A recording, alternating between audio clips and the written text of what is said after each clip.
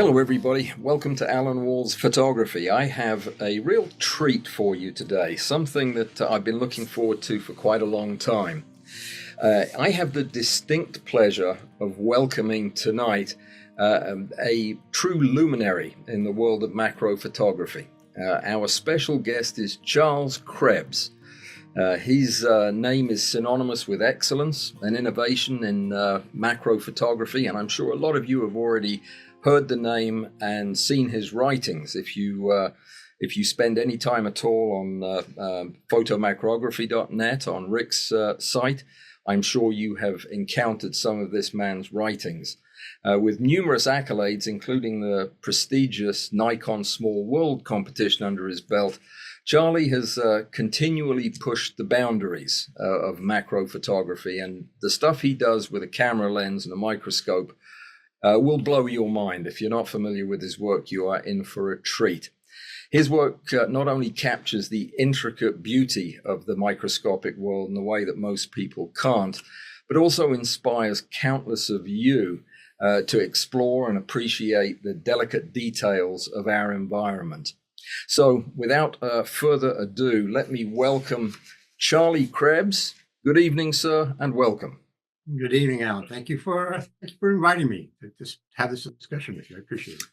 Well, I'm so excited to have you here. I have known about you and known of your work for many years, but it was only when I discovered that we were both in the same photography club that I got a chance to actually talk to you. And this interview has been too long in coming, but I'm so glad to finally have you here. Let's start out by getting a little feel for who you are and how you fit into this weird world of macro photography.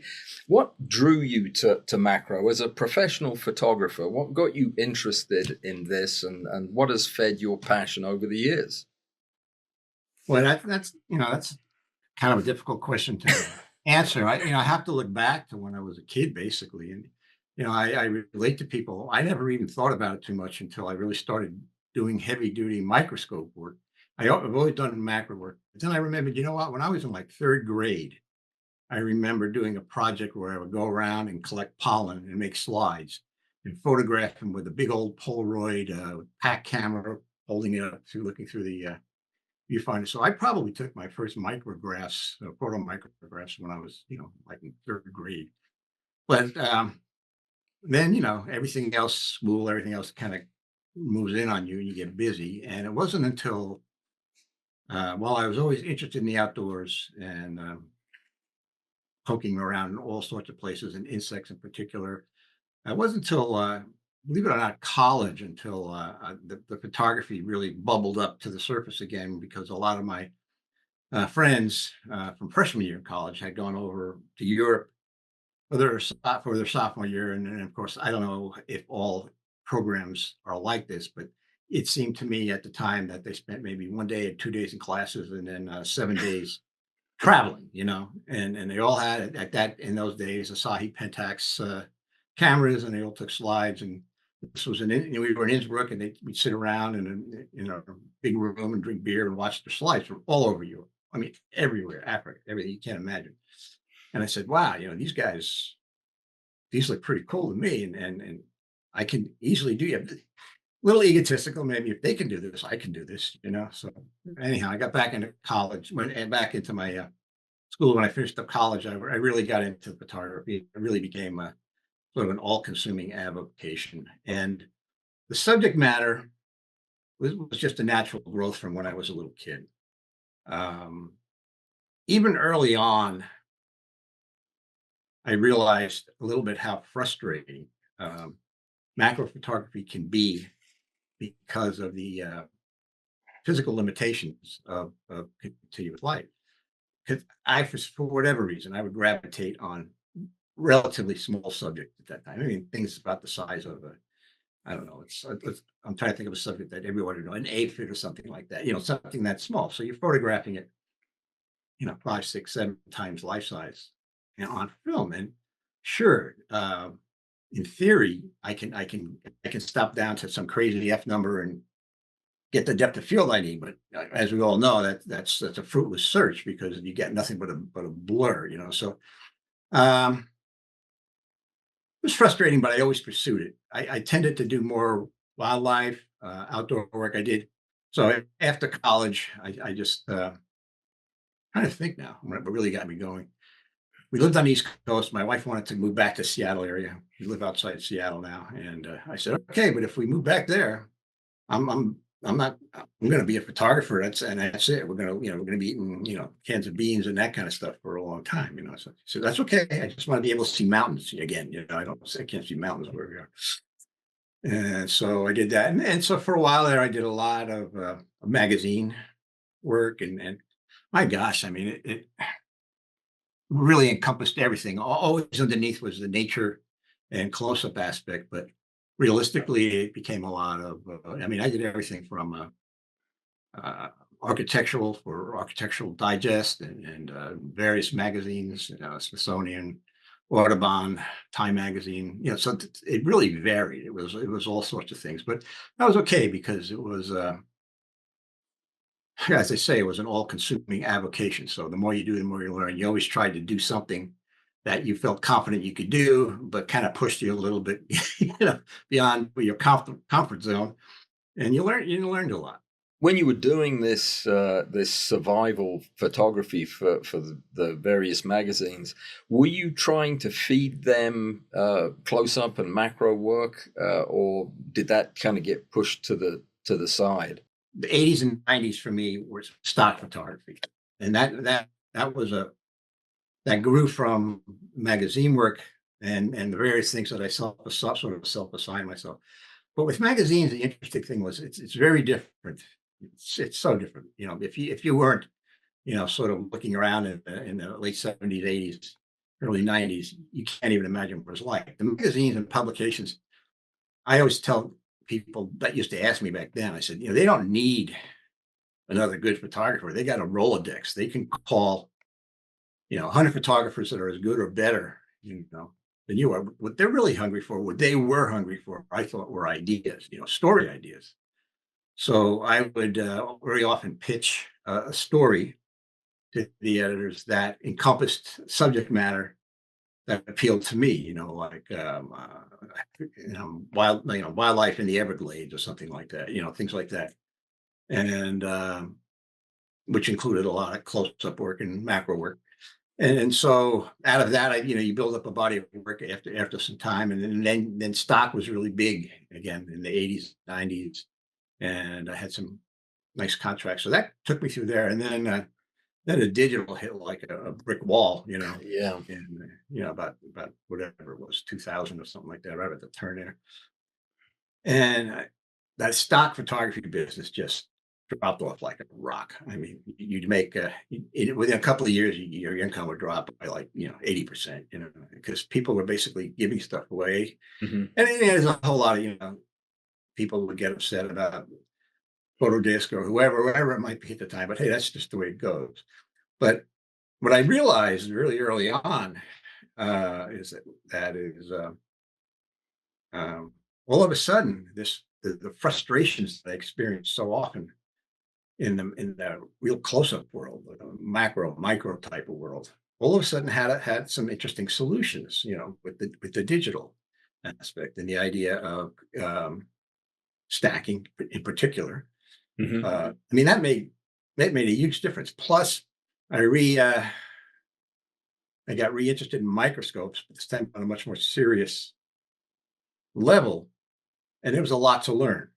And I often think the read digital was the reason I was able to sort of what I think is get up to a good speed anyhow in photomicrography, was because it was not, oh my gosh, you shoot a roll of 36, you take it down to the lab, you go back the next day or the next day, you pick it up, you look at them, and you go, oh, rats, you got to do everything all differently again, stuff like that. No, with the instant feedback of digital, so somewhere I've got stored all these, not all, I probably have two or three of the old Nikon 4x5 cameras that they used to make for their research microscopes, Hmm. and I never used them. It was it was a very quick transition to forget about that. We're going to use digital single lens reflex cameras at the time. And so yeah, so that really got me. And then I was after that I was just hooked because well, the subject matter is just it's just amazing. And now you could do images that you could only think of before. I mean, you could see them in your head. You could see them looking through the scope. You know, you could see them and imagine what they would look like.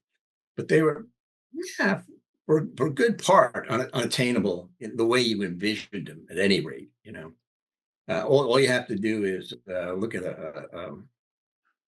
if somebody show you, if you have a stack, look, just pull one image out of, let's say, a 50, 60 image stack, and think if that's the only image you had, and be like, oh man, well, yeah, I know it's this, and it may have a few little interesting elements, but in it, but no, you know, it just isn't adequate to me. So anyhow, I got really hooked on the microscope and the close-ups, and very soon after I started doing this, I just uh, I was very fortunate, I guess. I One of the early microscope objectives I bought off of eBay was a 2.5 X Zeiss plan lens. Nothing special. I remember I paid $75 for it from a Mhm. biology professor back east.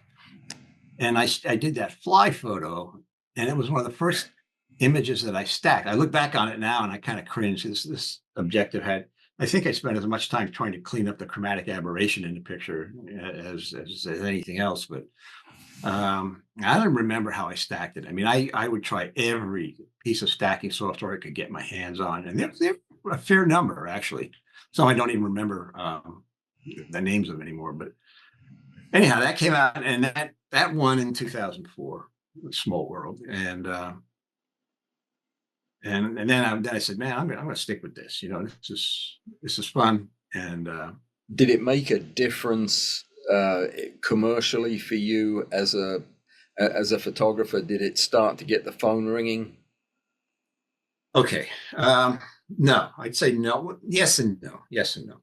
Obviously, you know, the pictures of various protists and rotifers and things have probably a very limited, very mind compared to what, you know, 10 years, 15 years earlier, very limited market, you know, amount. Plus the fact that now the market was just flooded with all sorts of images.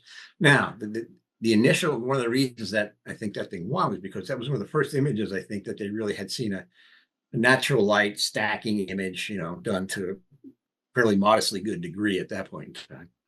And I think the judges were probably impressed by that. Now, if you look at any of these things now, outside of the real high tech institutional, you know, my high end microscope stuff, you know, just about everything is image stacked. You know, it's Mhm. almost not. Yeah, maybe I'm overstating it a bit, but not by much. You know, not by much. Now, it's not that I was a pioneer and forged the ways for others. Not at all. It's just that I happened to maybe get there a little earlier than a lot of the others. I don't know. Just by nature of having been frustrated for so many years as far as the type of imaging goes. Do you have that photograph on your wall somewhere? Nope. I honestly, I look at it now and it's okay. You know, it's on. If you go to Nikon Small World Charles Krebs, it shows the ones I've won over the years, and that's the first one because that's the only time I ever won first place. So you know, people can see it if you want to see it, you can see it. But it's, you know, it doesn't technically, it doesn't hold a candle to what, you know, many people do now. You know, but back then it was probably a little different in a lot. I'm not Well, saying, there's a you know, lot to be said for being the first to have brought that to the world, though. I'm going to yeah, but show you know, this. it's I'm going to interesting show because this picture in the video, by the way.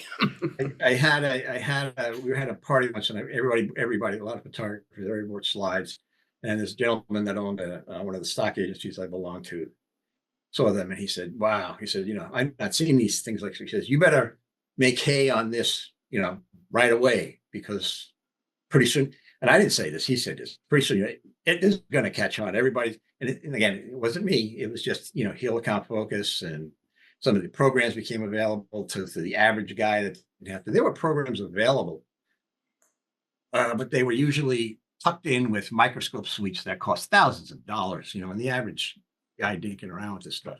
Just couldn't afford it. I'd get trials, and quite frankly, at the time, this was before Rick's program came out. Quite frankly, Helicon Focus pretty much smoked them all anyway. So it was like I was very pleased, and I used that for a long time. But like I said, I tried everything that was out there to see if there's anything better. I try to use it, and of course, it's not only the software gets better, but you quickly start to recognize what can possibly work, and what just even with the best software in the world is just not going to work, and how important lighting is, and that type of stuff. So it all occurs together to build up to a point where you can sort of consistently produce what you hope to produce. I guess let's put it that way. Your reputation is as a technician, a technically expert photographer when it comes to focus stacking and lighting and subject selection and posing. How do you also produce pictures that are so incredibly artistic? That's what I think many people are bewildered by, is how you can be so technically precise yet present such artistic work. What's your secret? I don't know if it's a secret, Alan, or if it's, and I'm not putting myself out of the thing, but hey, I'm left-handed, I'm left-eyed, everything left-handed. So that would make you think, okay, he's not really techie, but I'm very techie, so, and sometimes I feel like I got these two things battling in my head, a little bit. No, I've always appreciated fairly simple, natural geometry things. And to this day, I mean, if I see if I'm traveling in the winter somewhere and I see a fractal tree that looks just great, I got to take pictures. It's just, I don't know how to describe it. It just appeals to me. There's certain forms and shapes and things that appeal to me, and it just so happens that, fortunately or unfortunately, I'm a little bit obsessive on the technical side, so it makes a pretty good combination. And sometimes it's frustrating, but sometimes it works out. One of the features of your work that really is striking to me is how much symmetry you bring into your images. Is that a deliberate thing, or is it just part of the feel that you go for? Well, I'm not 100% sure what you mean by symmetry, but what I use the example of fractals, for example. Fractals are a very, very common form in nature. I just mentioned, for example, a tree, a skeletonized leaf, the veins in a larva in the water for breathing. The branching, vascular veins and things. It's a very efficient form. There's a reason that those forms exist. You think of aerials looking down on a river or stream that's been splintering out into things. So I don't want to harp on fractal too much, but there's design that I think is very simple and beautiful, but actually serves a real purpose. And I think that's really unique. To me, I don't want to get philosophical or religious, but I look at this and I say, that's pretty clever. That's something's going on there.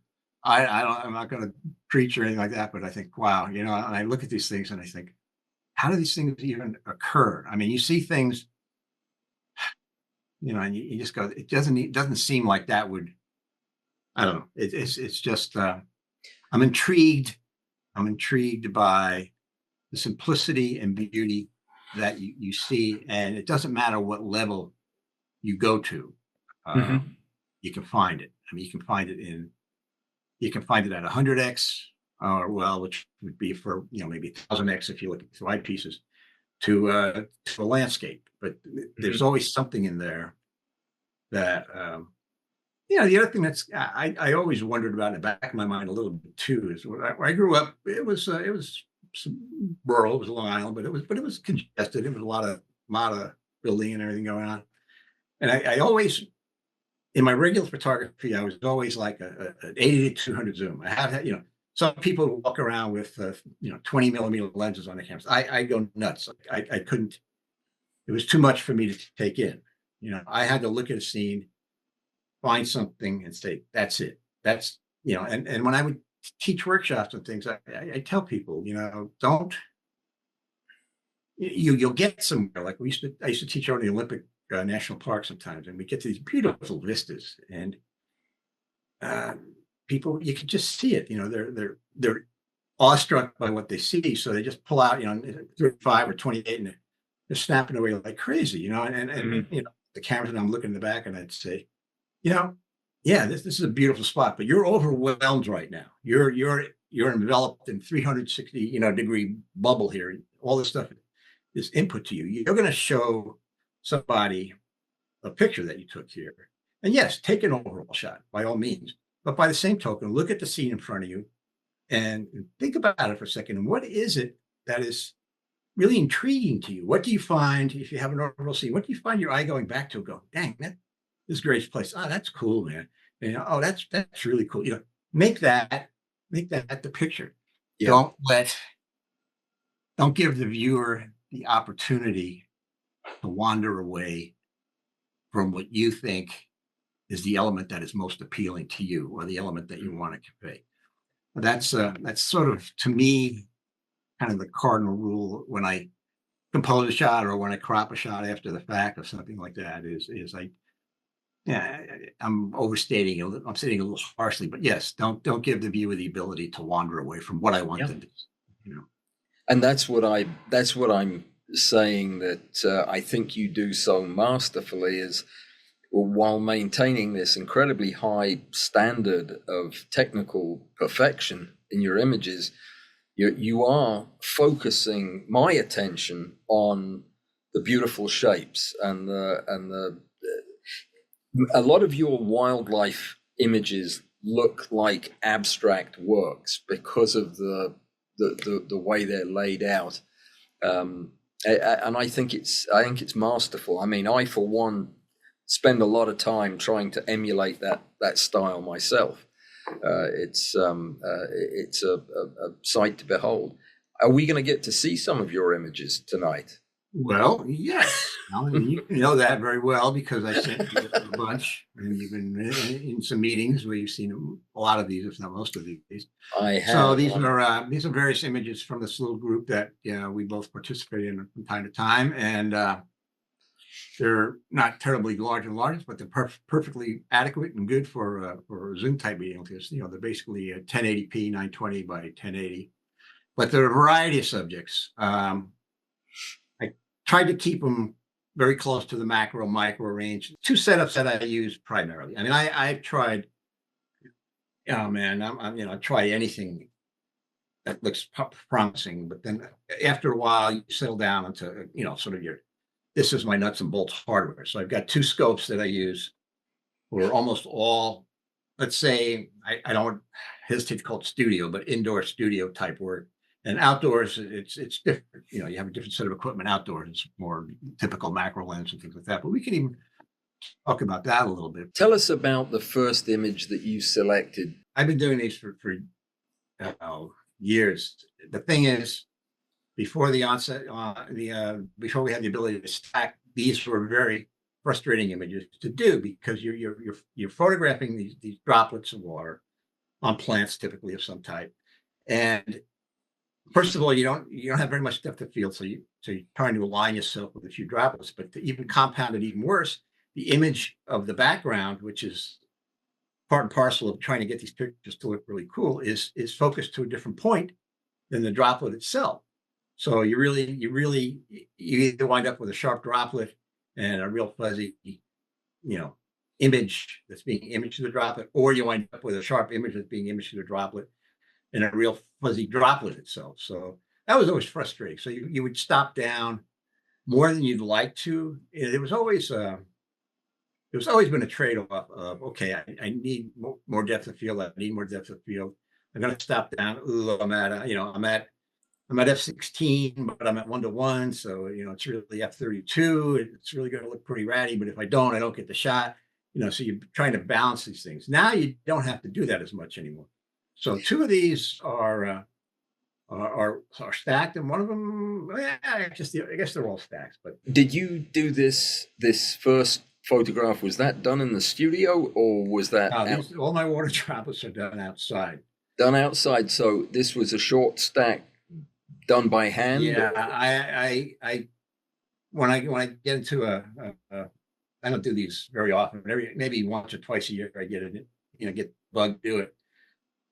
And I'll wait for a day like right now. Okay, now it's like a lot of times where I live here between like 5 and 7 or 5 and 8 in the summer, you get these afternoons or late afternoons or very early evenings that are just dead calm. I mean, there's Mhm. no breeze at all. And that's when I say, okay, let's get this stuff set up and do a couple of these things. So I do these in my backyard, and I don't know how to look in some cases.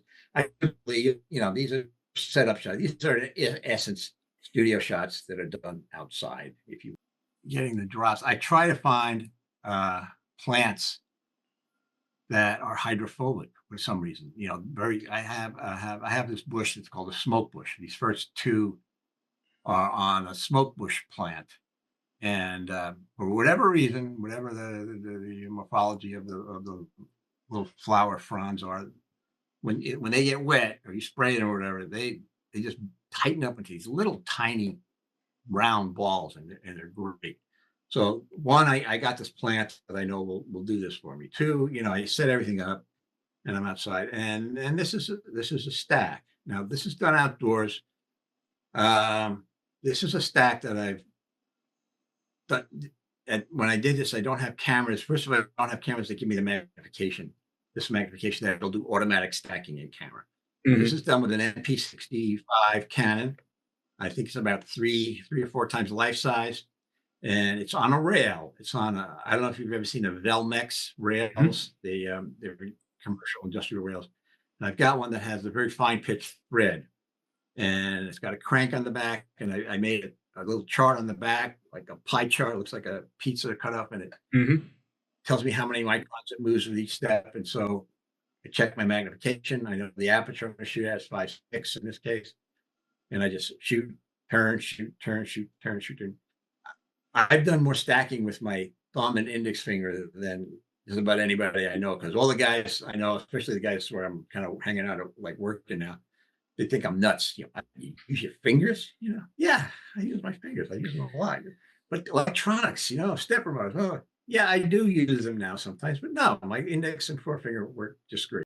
A manual Velmex slide, and it's a series of images. And of course, I have a flower introduced in the back. But these drops are so small, and the flower, in this case, the flower in the background is relatively doesn't have a whole lot of distinct features to it, as opposed to, let's say, the next image. In this picture, you can see you see what's going on here. I've got a flower behind. The flower is being imaged by the droplets. But the exterior of the droplets, and this is what I was trying to describe before, the exterior of the droplets themselves, the physical droplets, are sharp. And the flower's sharp in the middle. In days when you couldn't combine images the way we do now, you'd have one or the other. One or the other, right. Actually focused in different planes. So this is not a very big stack, but and again, all those things you learned before we combined images and stacked images, the idea of parallel to your subject matter, blah blah blah, to make the best use of what little depth of field you may have. Maybe 20, 30 images. Yeah, tops. Yeah, I would say. I deliberately did not. If you look on sort of the lower right, maybe 3 or 4 o'clock, there's a little stem that goes back into it out of focus. I deliberately would not want to carry that Right. far. Right. And that's one of the. I think people that do stacking realize after a while that that's one of the beauties of stacking. If you have a subject that's conducive to it, and the subject has to be conducive, it has to be standing relatively still and all that. You can literally, after the fact, select how much depth of field you want when you're combining images, rather than sit there and say, okay, do I shoot this at f11? Do I shoot this at f5? Is this too much depth of field? Is the background starting to look, too busy? And it's important that the flower itself be completely out of focus to bring the full effect of lensing it with the water droplets. And this effect here carries over to wildlife, for example, believe it or not. So, for example, you got two birds now. shorebirds. Okay, you got one close and one's off in the distance, or two or three are off in the distance. Mm-hmm. Okay, and the one the closest sharp as a tack.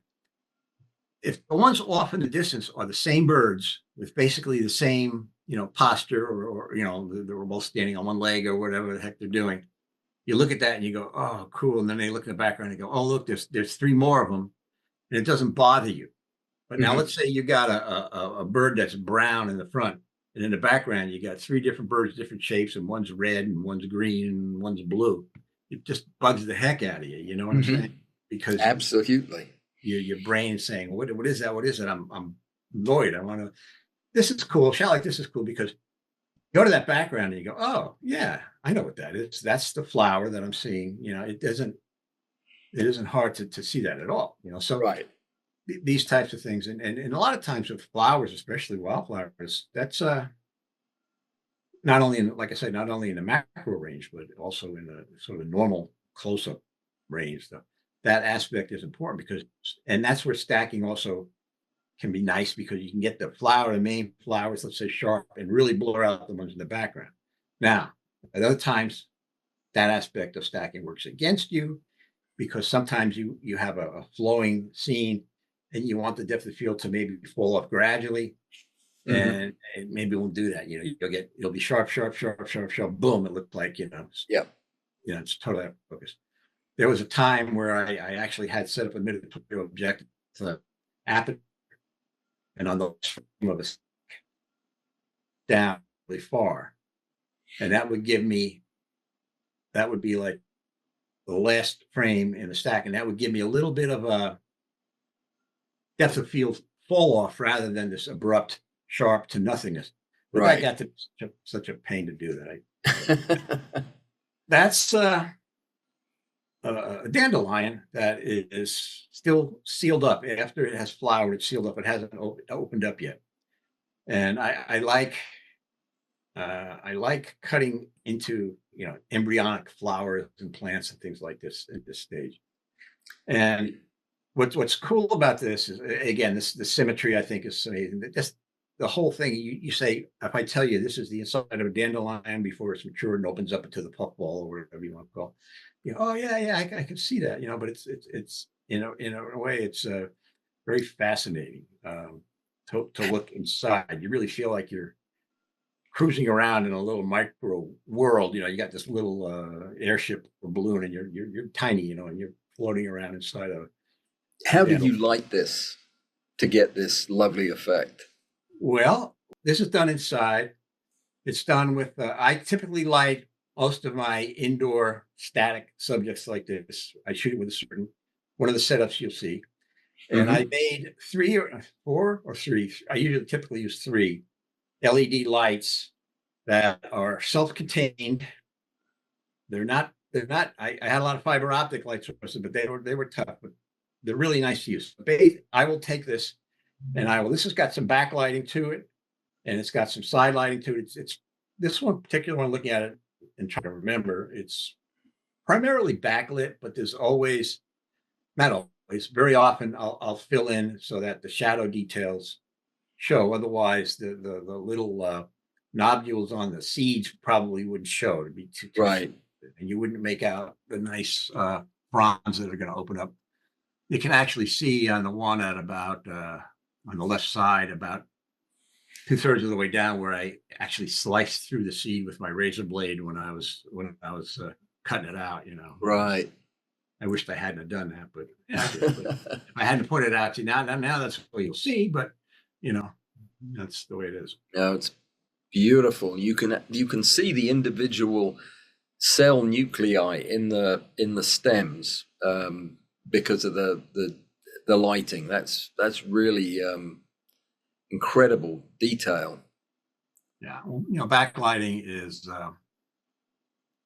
indeed a very, very effective. Since I mentioned, and we talked a little bit now about backlighting, this is a really good example of backlighting done in a microscope. And backlighting is tremendous at emphasizing certain textures. This mosquito larva, this now is backlit, and this brings out all of the internals, because this guy is fairly transparent at this point in its life stage. So backlighting enables you to see all the fine hairs, if you would, and the insides, the trachea and all these kinds of things on there. But this is 100% backlighting, and it works with the subject. So when you say, I think you said earlier, you asked, how do I know? You just get used after a while. This comes with anybody with experience. You just used to certain lighting techniques will showcase certain features much better than others. And after a while, you get a subject and you say, sometimes you're stumped. Sometimes you try 5 different ways and it still doesn't look right. Or sometimes it looks great every which way. But a lot of times you look at it and say, this would be really, really cool. Was this mosquito larva, by the way, still alive? Yes. It's one of the reasons why I don't have my biological microscope motorized, because there's so many false starts when you're dealing with live subjects. So that I'm literally watching through the eyepieces as I'm doing stacking. I may get, oh, come on, I just need 3 more, and you go, and boom. So you got to go back and start over again. So, and believe it or not, if you motorize, it's more of a hassle to go back, find the subject, rearrange it, and get started than to just find it and start going again. Because typically, some people don't realize, maybe if they haven't used the microscope, typically microscope stacks aren't as deep as a 3-dimensional subject that you're photographing that's not under a slide, right, confined to a small space. Exactly. So that'd be totally bad. And then another type of lighting that is a little bit esoteric. I mean, we don't normally use it except maybe in the microscope, and I don't use it in the microscope too often either. But I knew this would be a perfect subject for this method of lighting. This is a barnacle, possibly. It's a barnacle, acorn barnacle.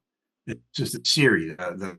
When it's attached to a rock, these things are the things that you see, kind of reaching out and pulling in whatever detritus is floating by that they're going to feed on. But what's interesting about this is autofluorescence.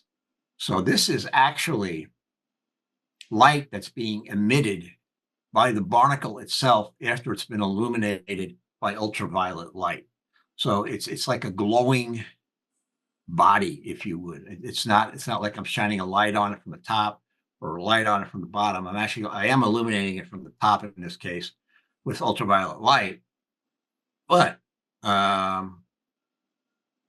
I had the microscope is filtered so that I don't see that. The only wavelength I see, or the wavelengths I see, are within a certain wavelength range, and it's actually the light that's being emitted by the barnacle itself, the cuticle and barnacle itself. Gives a very ethereal, very eerie, interesting look to it.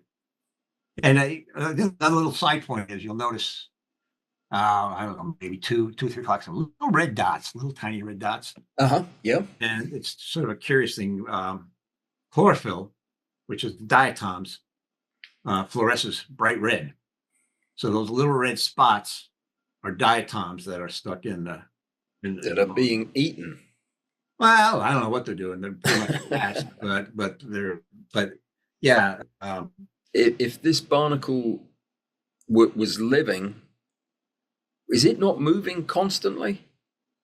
This guy, quite frankly, is probably recently deceased. Okay. When I say that is, I have the sample, I keep the sample, I try to keep them going. But in a case like this, if he were actively, they go on a regular basis. I kind of think of something you would see. But they're feeding rapidly.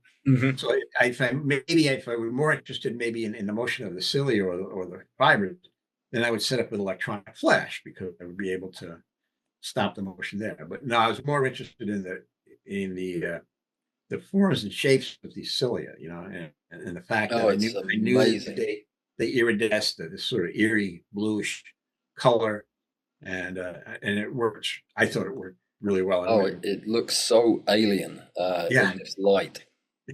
Yeah, beautiful photograph. You've already shown some really challenging photographs for most of us to take.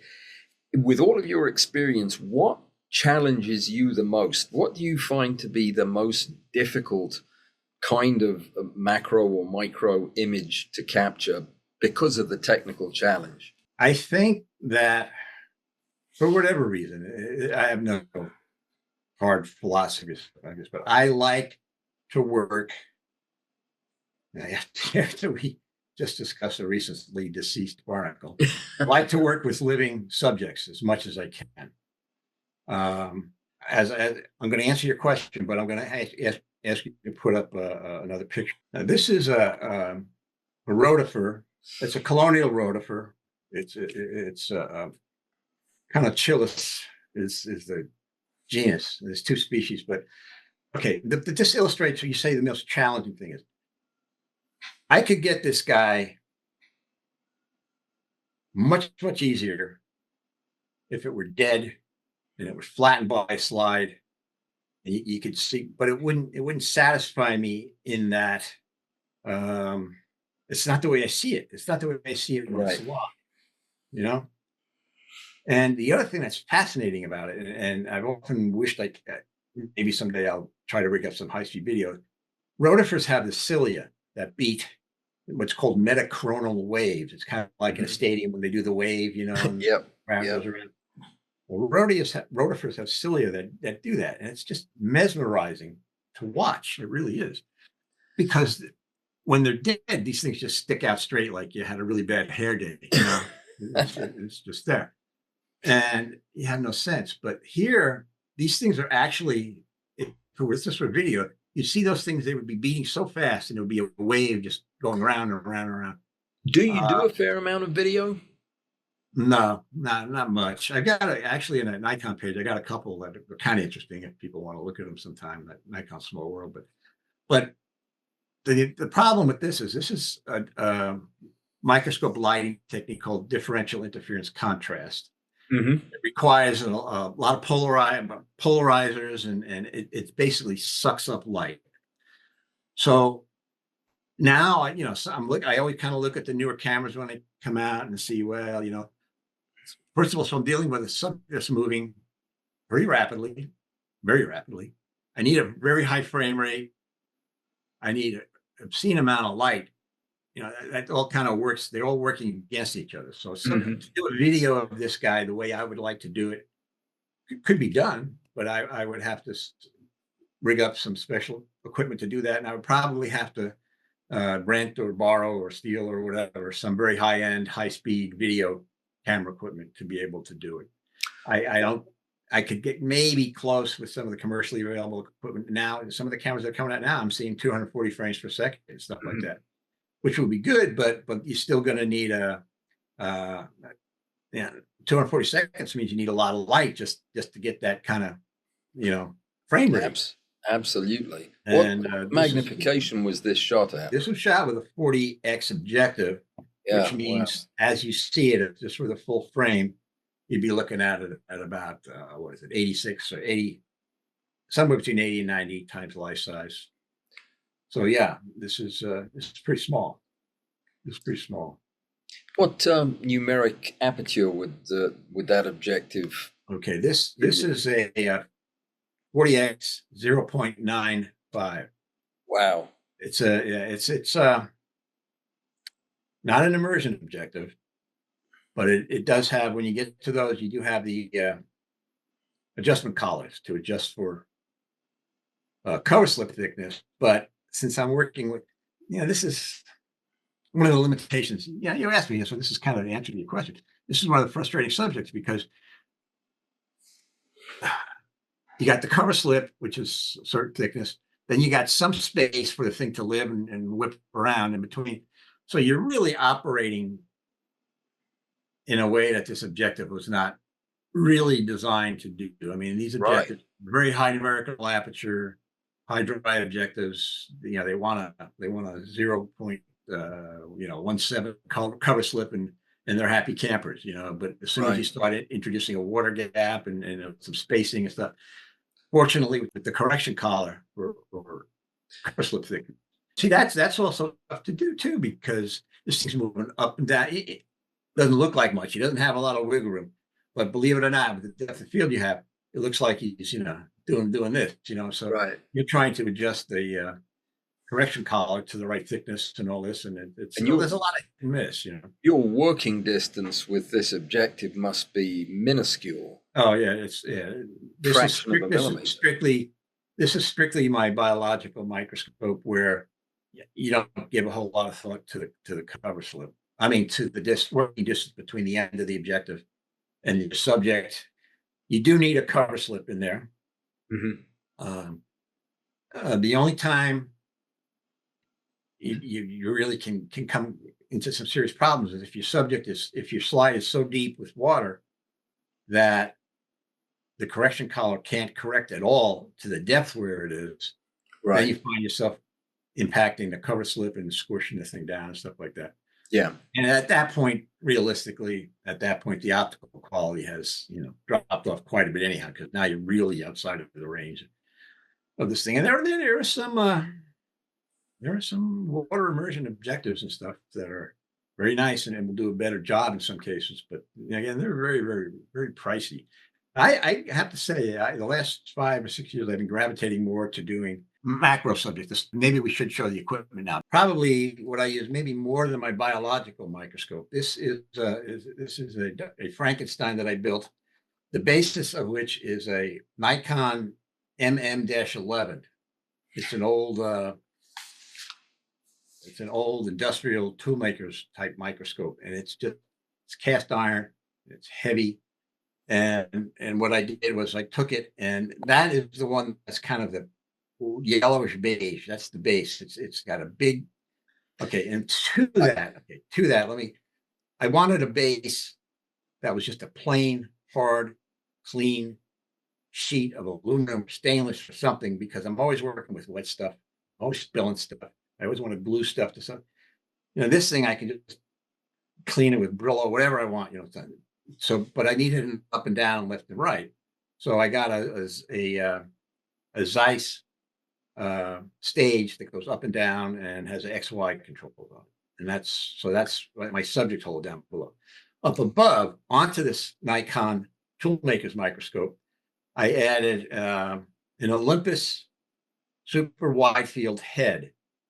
I actually was fortunate. One year I won the Olympus Bioscapes contest. I got a boatload of Olympus microscope gear out of it. So this is one of the things I picked, was this Olympus super wide field head. And to that, now I have my camera on top. And the one nice thing about a super wide field objectives, these are super wide field objectives, and the Minotaurs would be sort of the equivalent. But most microscope objectives, at least historical ones, they have field numbers. In other words, they'll make an image circle that's maybe 20 to 22 millimeters in diameter, quality. Olympus, this series of objectives, and the Minotaurs are super wide field 26.6, which just so happens to be almost the exact diagonal of a Canon APS-C. Mhm. So I need nothing in between. And I have a nose piece that has 4 or 5 of the Olympus long working distance, LPLF, plant fluorite lenses that are not biologicals. They're, I don't know what you want to call them, industrial or whatever, but they're like the Metallurgic. they're made for, reflected light subjects typically. And in between that, I have a place to put polarizers, things like that. So this works. And then on the left side here is as I was building it up, and I was almost done. And then the image on the right shows where I actually did motorize this thing. It's a very, very simple, quick arrangement that I attached a motor to the fine focus on the Nikon aspect of the stage. And I used a WeMacro controller, and I had the guy, William at WeMacro. I bought a 400 step motor from him. So the combination of the two with the fine focus on this particular Nikon fine focus, that gives me step sizes without even micro stepping the motor. Full step on the motor is like a half or a quarter of a micron step. It's just Well, amazing, which is way more than I need for the optics that I'm using on this thing. a lot of my viewers are going to look at this rig and say this is very familiar because they saw this 2 days ago in a live stream. One of my viewers had brought your article that you wrote on photomicrography.net with these same photographs because Yeah. he had built this identical rig and was sharing his pictures with us. So It's I don't know how, or I've had this a long time. I don't know it's how hard these are to find anymore, but look at the left. That big focus knob is just a big focus knob. It raises everything up and down, yep, up and down. So you got that. Then you have the Nikon just below that at 5:30, 6 o'clock. You have a Nikon focus that has a coarse, it's like a microscope focus. It has a coarse up and down and a very, very fine that. And then when I add my stage, I don't need the stage underneath a lot of the times, but if I do mhm, want the stage underneath, that even gives me another up and down, both coarse and fine. And yep. It's a yeah, lovely setup, and you feel like you've died and gone to heaven when you try to focus this thing because you have so many options and they're all yeah, very good. And yeah, there's always the argument, vertical or horizontal, vertical or horizontal. And I've got both, and I have horizontal setups I can use, but I keep going back to the vertical because gravity, I try to make gravity my friend. I mean, on a horizontal setup, so often you're battling with gravity. And it's just, and especially if you're dealing with a lot of times with petri dishes with water in them and stuff like that. right, The other thing I found too is with the setup I got here now, backlash non-existent. is yeah, the thing of the past. Yeah, and Yeah. that's of course the bulk of the weight of this thing is the cast iron upright and the base, It's but hard to find these measuring scopes, these industrial measuring scopes. again, Find it. Nikon is not the only one that made this. This is the one that I was able to get my hands on way back when, and I got it and I took it out. I said, "Oh, this is great. It's in great shape." And then I immediately put some on it, and all the focus just started drifting right down to the stage. Oh man, I bought a real pig in a poke. So I got out You the didn't tools and tighten it looked at up, it. right? All it was yeah, it was just I don't know, a nut or something. I tightened it up, and it was like perfect. I think, oh man. Yeah. But then I built it up over the course of time. So this is sort of how it finished up. Okay, so now let's go to the next. That's my, I don't know what to call this. This is my macro setup as opposed to my micro. I mean, I do micro work with it, but it's basically things that are not done with my biological microscope. A lot of the pictures you'll see when we get back to the pictures, we're done using this. I love using this thing. It's just so much fun to use. Here I have, instead of having the turret, I've got a single place nose piece and in this case, it's not one of my Mitutoyos. It's a Nikon U plan 50 Yeah. millimeter 0.8 objective. So that only has a 1 millimeter working distance. So you say, oh, you want to throw your hands up, but it's surprising, depending upon the subject, how I got this ring of diffusion material around, and these three lights that you see are the lights that I built specifically for this scope, and they have a very high CRI, 797, 98 Rigilux 5 watt cobs in them, and they're each hooked up. I have a little box that controls them. They're each hooked up. They're each continuously variable from full power down to extinction. And I got them on articulated arms that are screwed into that big metal aluminum platform without. So I can position these pretty much anywhere I want. I can snap the fuses on the front. I can attach polarizers on the front. If I want. They've been very, very versatile. And They get pretty hot.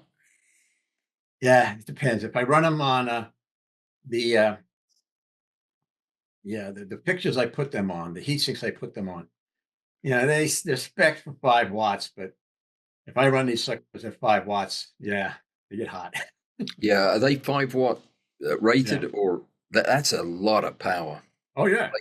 I guess you need it at Well, 50, 100. I typically try to keep them below that, and Mhm. they're fine. But occasionally, you got one as a fill coming in from side. And, yeah, I got to be a little brighter, a little brighter, a little brighter. And then you go, yeah, it's good. Then you take the pictures, then you go reach for it. And you go, whoa, that's bright. But I built these probably 9 years ago, and they've worked flawlessly, ever since. So Yeah. what can I Did say? you make those reflectors or No, did they're bought reflectors. It's interesting. The one on the left it was all plug. They didn't come with a kit or anything, but I researched the parts and this reflector fit on this bracket for this, and everything just snapped together. On the right hand side, I've got some of that blackened aluminum foil around, because if you can see on the left, there'd be a couple of little spots where light would just leak out. It didn't affect my subject, but it bugged the heck out of me because it would shine in my eyes, when I'm doing it. Right, So right. I basically just wrapped some cinefoil. Cinefoil is what they call it. It's black aluminum foil. If you've never used it, it's good stuff. It comes in very handy to have a roll of that laying around. It's like heavy Yeah. duty aluminum foil that's black. And I just wrap it around it so I don't get this extraneous light in my eyes. But so this would be a typical setup, where I would now, I got the subject there. It's going to be a surfacely illuminated subject. It is on a slide. Very often I'll have my subject glued to like a toothpick or something like that. And I have this Yoo-hoo Patafix, which is it's like clay, but it's glue like clay, but it stays flexible, but you can stick a toothpick in that stuff and it doesn't sag, it doesn't do anything. It's great. And so probably I think I might have been working on dandelion things here now, but it's probably glued to a little dandelion seed frond, and that toothpick is then stuck into this Yoo-hoo, and then so I can raise it up and down or twirl it a little bit left and right until I get the angle I want. It's And then I can put it exactly the there way I do it. and use the XY control to move it left and right to the way I want. So it's. I was going to say it earlier when you were talking, when I was kind of describing, how I would tell people is the more you can get, and this is a little bit of more of a challenge with this type of photography, but the more you can get the hardware machinations behind you, the more you can get. Oh yeah, I did this before. I can do this again. I'm going to do this, and you don't spend a lot of time thinking. The more you can devote the aesthetic part of your brain to composing the shot. Absolutely. And Could not it agree would more. always crack me up because I was always in the field for landscapes and whatever. I'm always a big proponent of tripods. I mean, sure, we got stabilized lenses and cameras now, but the picture that's behind me is a 30-second shot of the North Fork of the Snoqualmie River. I'm not going to handhold that. That's not a tripod. Yeah. But I used to not laugh. I almost used to feel sympathetic because people that would come to workshops that I did with a partner way back when in another life, we were both, tripods. Yeah, you try. You could tell that they never used one before, and they would literally, you'd be at a good spot and you'd be taking pictures or helping other people and they come back and they're still screwing around with their tripods and they can't even, get the legs right. Yeah. And that's the epitome of being totally encumbered by your equipment, frustrated by your equipment. And then they get to the point where they just say, yeah, just take a picture just because I want to be done with it. I want to go on to something else. So that holds true here. So the next one shows these lights that I made. And I'm not saying, oh, you got to go make lights like this, but I'm just showing you what I use. Sure. These are lights that I did make from off-the-shelf components from various electronics places, things like that. So the heat sink is a stock item. It's actually drilled for those two holes where you see so that's all I had to do was screw in the two screws. Do you have a fan on the back of that? I mean, are you actively cooling that heatsink? I bought fans so that I could, but after a while, I just decided, no, I really don't need them. They get hot, but so then this Vigilux thing had a thing that went around it, a white skirt, and that skirt had holes for these Lidl reflectors. Popped right in, and the Lidl reflectors had diffusers that just popped inside of those, and so very nice. It just all together. And so the back of the heat sinks, and that's one of the reasons I didn't use the fans, because the back of the heat sinks are just drilled with a core 20 hole, solid aluminum, and I just attach them to the articulated arms. Yep. And point them any which way you want. And at the left, you'll see a usage where I'll be using these types of lights, out off to, in the case of the picture you see on the left, off to the right out of the frame here, onto a dome, which I use a lot. I use these a lot. Now you'll see some jewel beetle shots later. This is. I'm not saying jewel beetles under there. I don't know what's under this. I'll tell you the truth. Right. That's the type of thing that I'll use for jewel beetles, iridescent moth wings and things like that. Anything that has iridescence that really needs to be encompassed with light. And people say, Right. well, it's too diffused. I don't want it that diffused. Yes and no. If I pull a light far away, it'll light maybe half the dome. If I Hmm. put the light right up against it, it's yeah, it's kind of a spotlight, not a spotlight, but it's a soft spotlight. And if Hmm. I put lights on both sides, two sides, yeah, it's totally diffused. Is that made of foam? Excuse me. Is the dome made of foam? If you go to Hobby Lobby Hmm. or these places around Christmas time, they sell these clear plastic Christmas balls that you're supposed to make little scenes and put inside and stick them together and hang Okay. them on your Christmas tree. So I always, because I break these things because they're kind of brittle plastic, but I buy a few of these and I take them and I drill a hole the right size for So it's a my hard plastic then. It's not, oh, they're it looks, plastic. And then what I do is I take a pan of matte white paint, and this looks heavy, but it's really not that heavy. And I'll have different degrees, but I'll just spray a frost sort of the inside white to diffuse it, and they work like a charm. They really work well. And originally I started out, again, this seems like another lifetime ago, with ping pong balls, mhm. and I still do use them for certain uses with the biological microscope, believe it or not. And then I don't know if you realize, but they make large ping pong balls for people like me who are old that can't see the little ping pong balls when they hit them. I And didn't know they did. I've never yeah, they seen. do. But the funny thing is, I can't find the white ones anymore. For some reason, they're all orange now or something like that. So that's Well, when I started. That's when I so started that you using can these see them easier. Christmas tree balls. Yeah, but they don't do wonders for lighting. I'm going to have to get some Christmas tree ornaments and break them open. I've not seen this particular trick before, but that looks Yeah, perfect well, in I'll the tell you right now, microscope. they're brittle plastic. So buy a couple. They're cheap, so you buy a couple of extras, and you very carefully cut the holes out. But this is my sort of macro. I don't like to get didactic about terms. This is my macro in that it's maybe everything from life size down to typically 20, 30x, but sometimes as much as 50x. Okay. Biological, which is the next slide, for example, is a different animal entirely. Um, And it's an Olympus this is a BH2. BH2 BHS model, and the main reason of the BHS, S has if you look at that lump on the back, it's a 100-watt halogen Yep. bulb. It's a 100-watt bulb, and the base is a little wider. It's a little bit heavier. And I don't know, there may be a few other little. This is actually a brochure shot. As I told you, Alan, I take pictures of my equipment, but one, I'd be embarrassed to show them with all the wires and crap I got hanging out on my workspace. And the other is you couldn't even see the microscope because there's so much junk hanging around and wires and stuff. Absolutely. Absolutely. But I this have is, a room full of these things. I've been yeah, this collecting is them. this is a late, mid '80s to late '80s, early '90s Olympus, one of their better microscopes.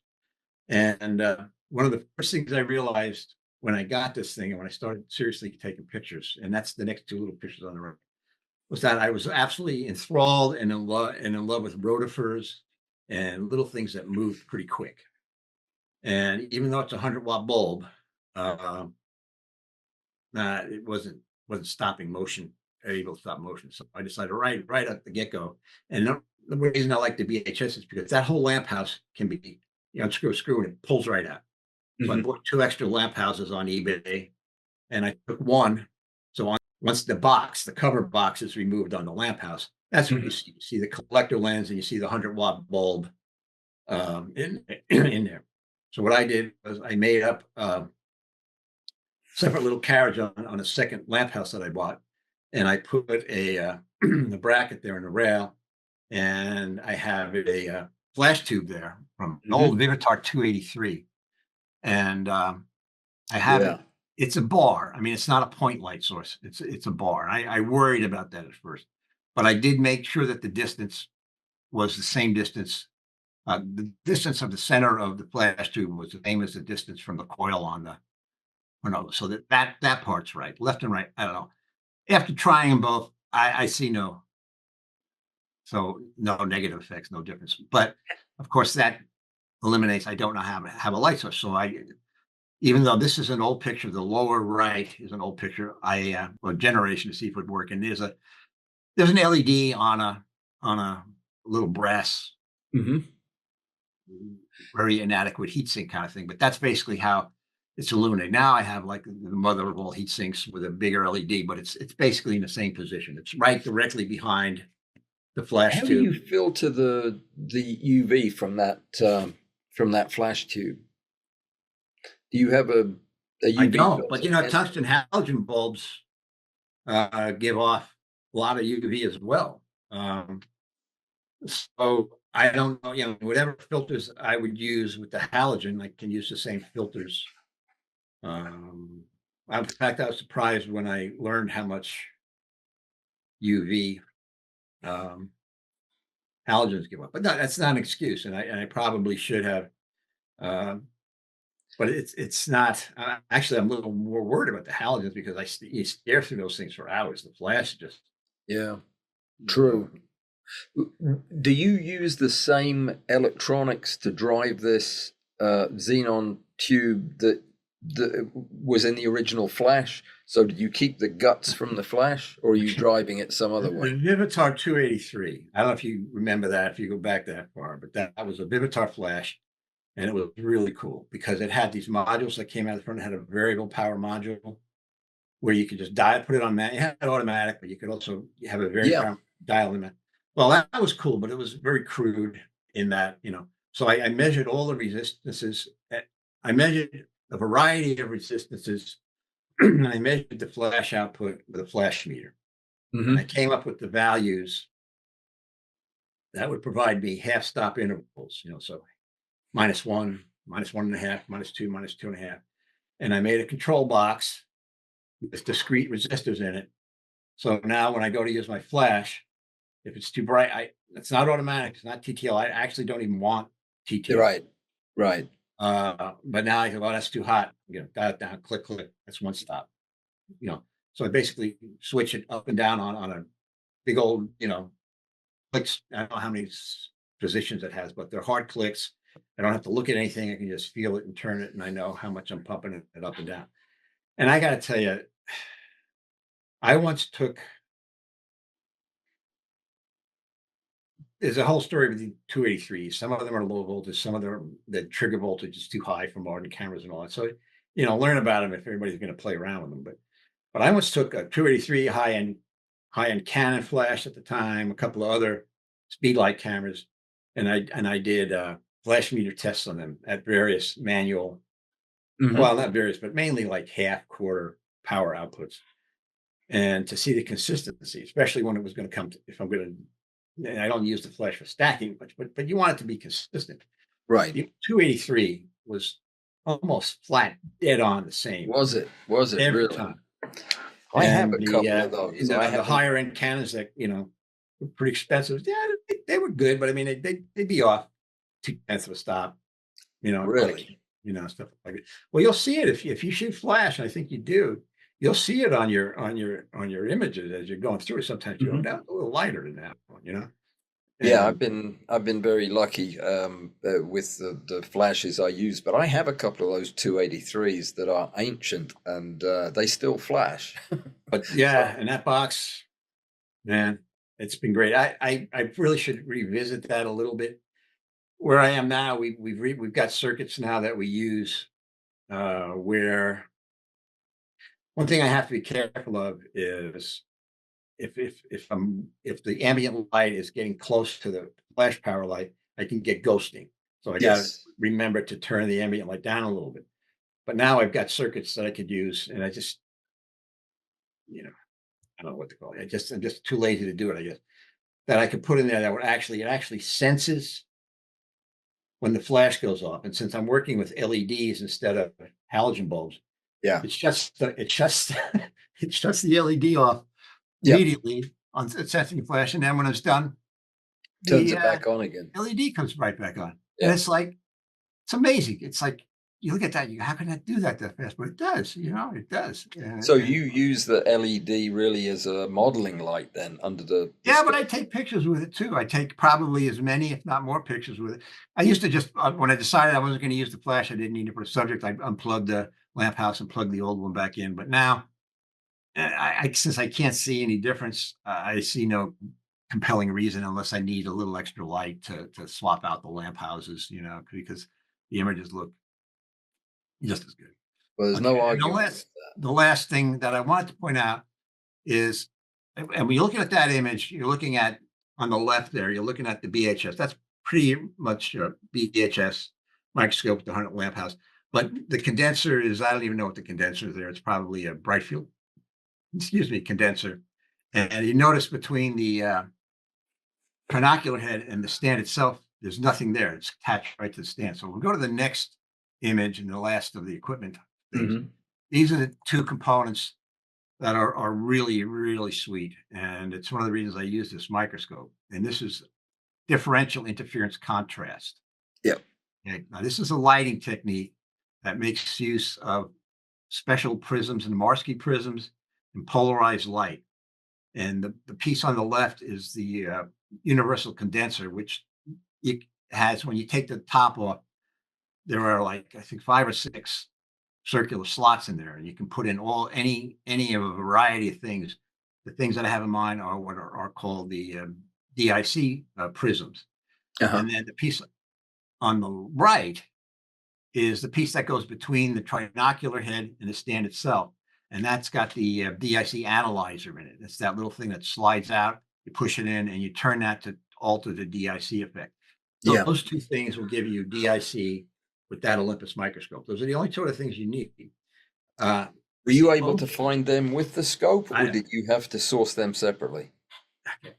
I'm just going to say the only thing that's not, I said it's simple, and it is simple, but it's hard because good luck finding these things now, anyhow.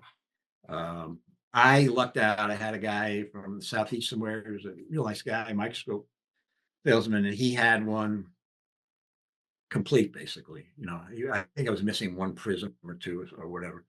But I had the condenser, I had the thing, I had the BHS, I had everything. And I knew already, even as little as I knew back then, how hard it was to piece this stuff together. And so I just bought it, and looking back, I don't know. I mean, it's worth probably, well, obviously it's worth more than I paid for it because I bought it, 15 years ago, 20 years ago. But it's hard to find. And what's hard to find too are the individual prisms that are inside the condenser. You can find the BHT UCD, you can find those condensers pretty easily, and they're not cheap. But to find the set of prisms that you need to get DIC with Olympus anyway, every objective power has its own prism. So you got a prism. Oh, wow. Okay. You got a prism for the top piece is the same. The analyzer is the same. But in the condenser, you need a prism for 20, you need a prism for, so I have prisms for 10, 20, 40, 60, and 100. And how often is that your lighting of choice to use DIC? I have to say a lot. The 10, I don't like the 10 power objective DIC that I get. So typically, well, for example, that one rotifer that I was showing you with the cilia, that was a 40x with a DIC.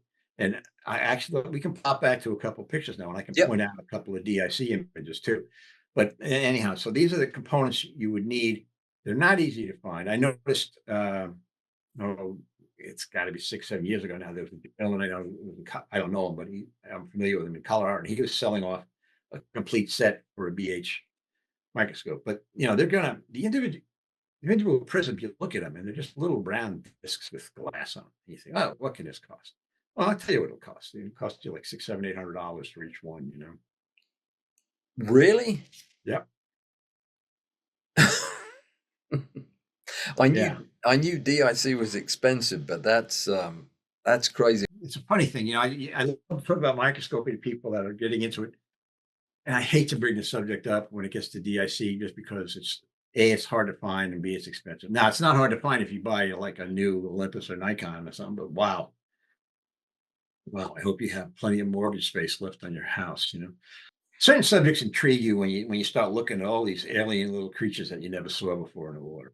And rotifers were one with like, the cilia and the metacoronal motion and the way they feed and all that.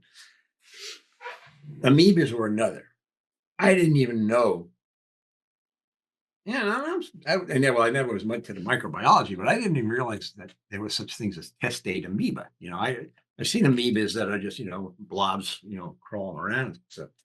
But testate amoeba are amazing. It's a single cell, yet they make a test or a shell that's typically made out of sometimes it's secretions, but very often, if not more often, it is a secretion that holds together the various sand or quartz crystals or little things that they find in their environment. And this is a head-on view of an amoeba, testate amoeba, where it has risen to the top of a wet mount slide, and it's rested with the opening of this. It looks like a little vase, and it's rested with the opening of the vase right at the top of the slide. So this was a great opportunity with the 40x DIC. I think it was 40x to dial in. And what it does is it keeps a lot of the natural color. So the color of the test is pretty accurate, compared. The background colors, it creates instead of being white or I know guys that'll do this and they'll go, oh no, you got to make it gray. Well, psychologically, water, blue, whatever. So I process it a lot of times. I'll leave a little bit, so maybe sometimes more than a little bit of the blue tinge into it. So, but it makes those pseudopodia just jump out at you like they're almost three-dimensional. Oh gosh, yeah. Which in bright field would be really, really hard to do. Hard to see that clearly. You could see them in dark field, but now they wouldn't be anywhere near as clear either. Well, you wouldn't be able to see the amoeba itself in dark field, would you? It would be silhouetted. In dark field, oh yeah, you'd see the pseudopodia just great, but you wouldn't see the granularity to them necessarily as clearly as you see it here. And then there's a technique, and we're not going to go into all microscope things, but there's a very underutilized technique that's bright field. It's called oblique bright field. I don't know if you've ever played with that. That's very, very powerful. And before I would, say to somebody, okay, start saving your nickels and dimes and get yourself a, DIC system, because there's all kinds of more sophisticated microscope wiring systems now that cost crazy amount of money. Try oblique bright field. I mean, there's all kinds of little things you can do on the condenser and under the condenser and stuff that give you this similar type of relief that you can get with DIC, and sometimes it can be so good that you just can't tell. How. Oh, really? But the DIC is a very nice. Is a very nice method. And in fact, the next image, this is a Caratella rotifer from the top and from the side. And this is DIC illumination. Wow. So it is clear. The best way, unfortunately, I don't. You can probably go online and find it. The best way to do it would be to take a subject and have some, people have done it. I've seen it, but I don't remember. Okay, this is this guy in DIC. This is this guy in dark field. This is this guy in bright field. This is this guy, oblique lighting, and you can train yourself to see what the different effects are. Unfortunately, I don't have anything like that prepared or even, but once you do that a while, once you look at that, or once you play with these lightings, you kind of know what the effect is. What is the criteria you would use for a subject that you just would feel pretty confident was going to give you this kind of stunning result in DIC? I mean, a translucent things that tend to be. And we haven't even talked about phase contrast, but not many people use that these days, and it doesn't.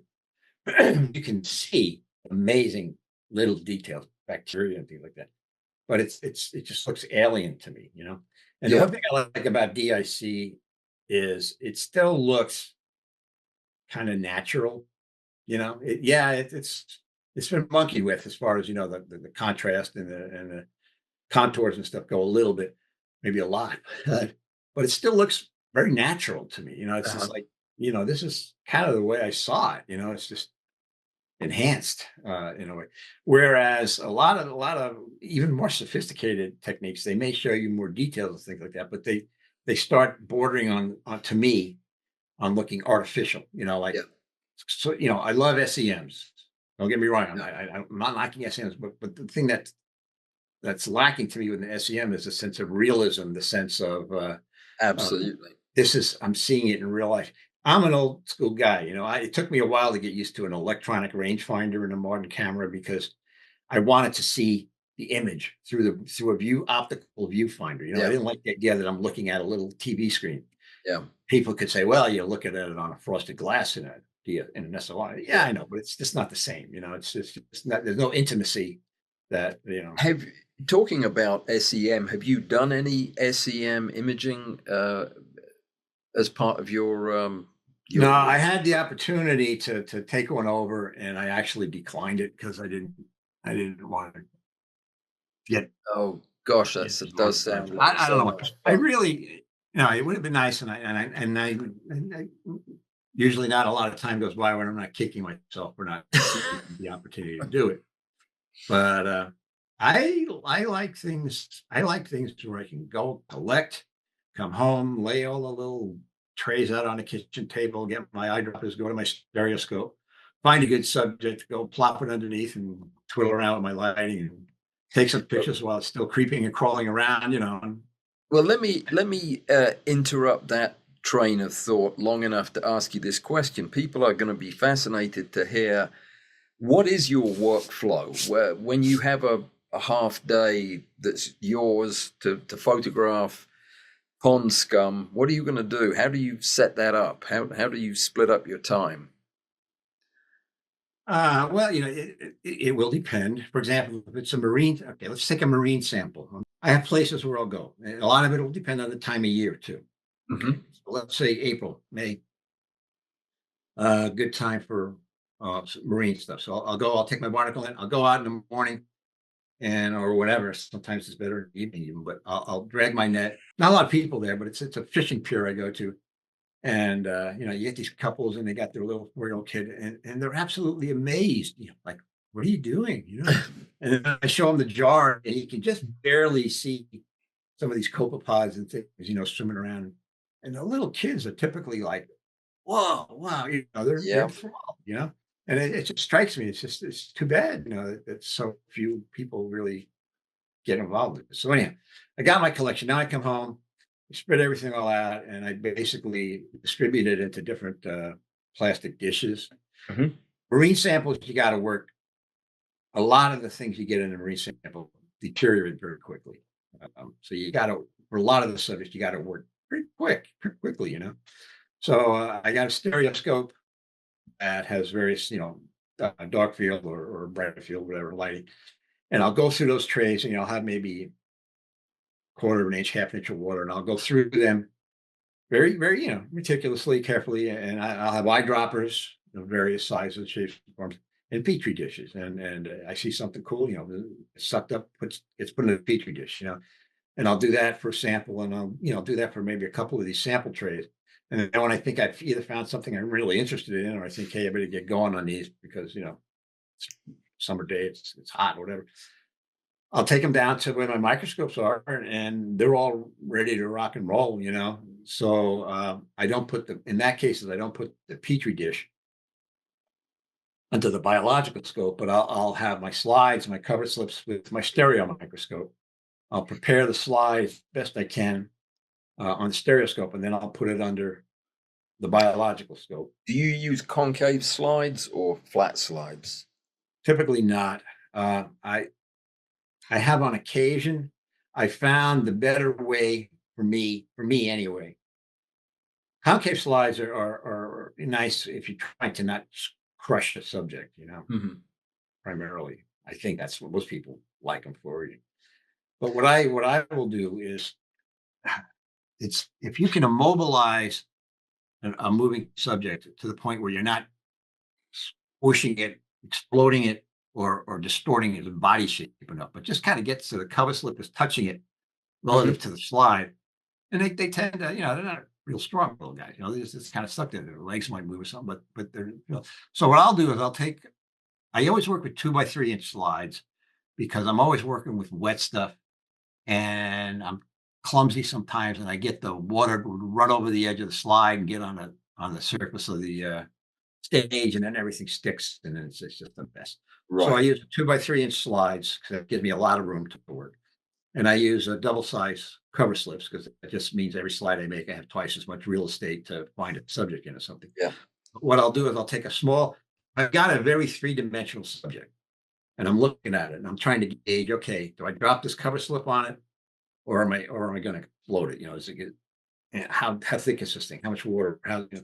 What I'll do is I'll put a little dab of petroleum jelly, Vaseline, on the 4 corners of the slide, and then I'll lay the slide down over the top. Not a lot, just enough to keep it elevated. And then I'll just very gently tap the 4 corners down until it hits the water and the water runs up. And then I can add water. I can suck water out with a tissue.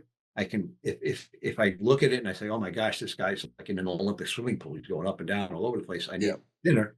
I can tap down corners to Do you get the height that I want. And I do that frequent, not all the time, but I do that frequently. If it's a thin subject, and I know, because usually you're exploring a slide to find a good subject. Very, very, very often you've got more than one, whatever, copepod, whatever it might be on a slide. So you're cruising around in your brain, you're keeping track of where the best specimen may be, or of course they're moving, but you're seeing who you're going to concentrate on, who's your subject. I lost my train of thought there. So as I'm cruising around, I'm making note, and then I can tap this down, and I can try to freeze that one guy. If the subject's not real thick, I'll just put what I know is not a crazy amount of excess water, but more water than I need. I'll Right. plop the slide on, and I'll put it on, and I'll cruise around while the water thickness is still too thick to photograph. And then it evaporates relatively quickly.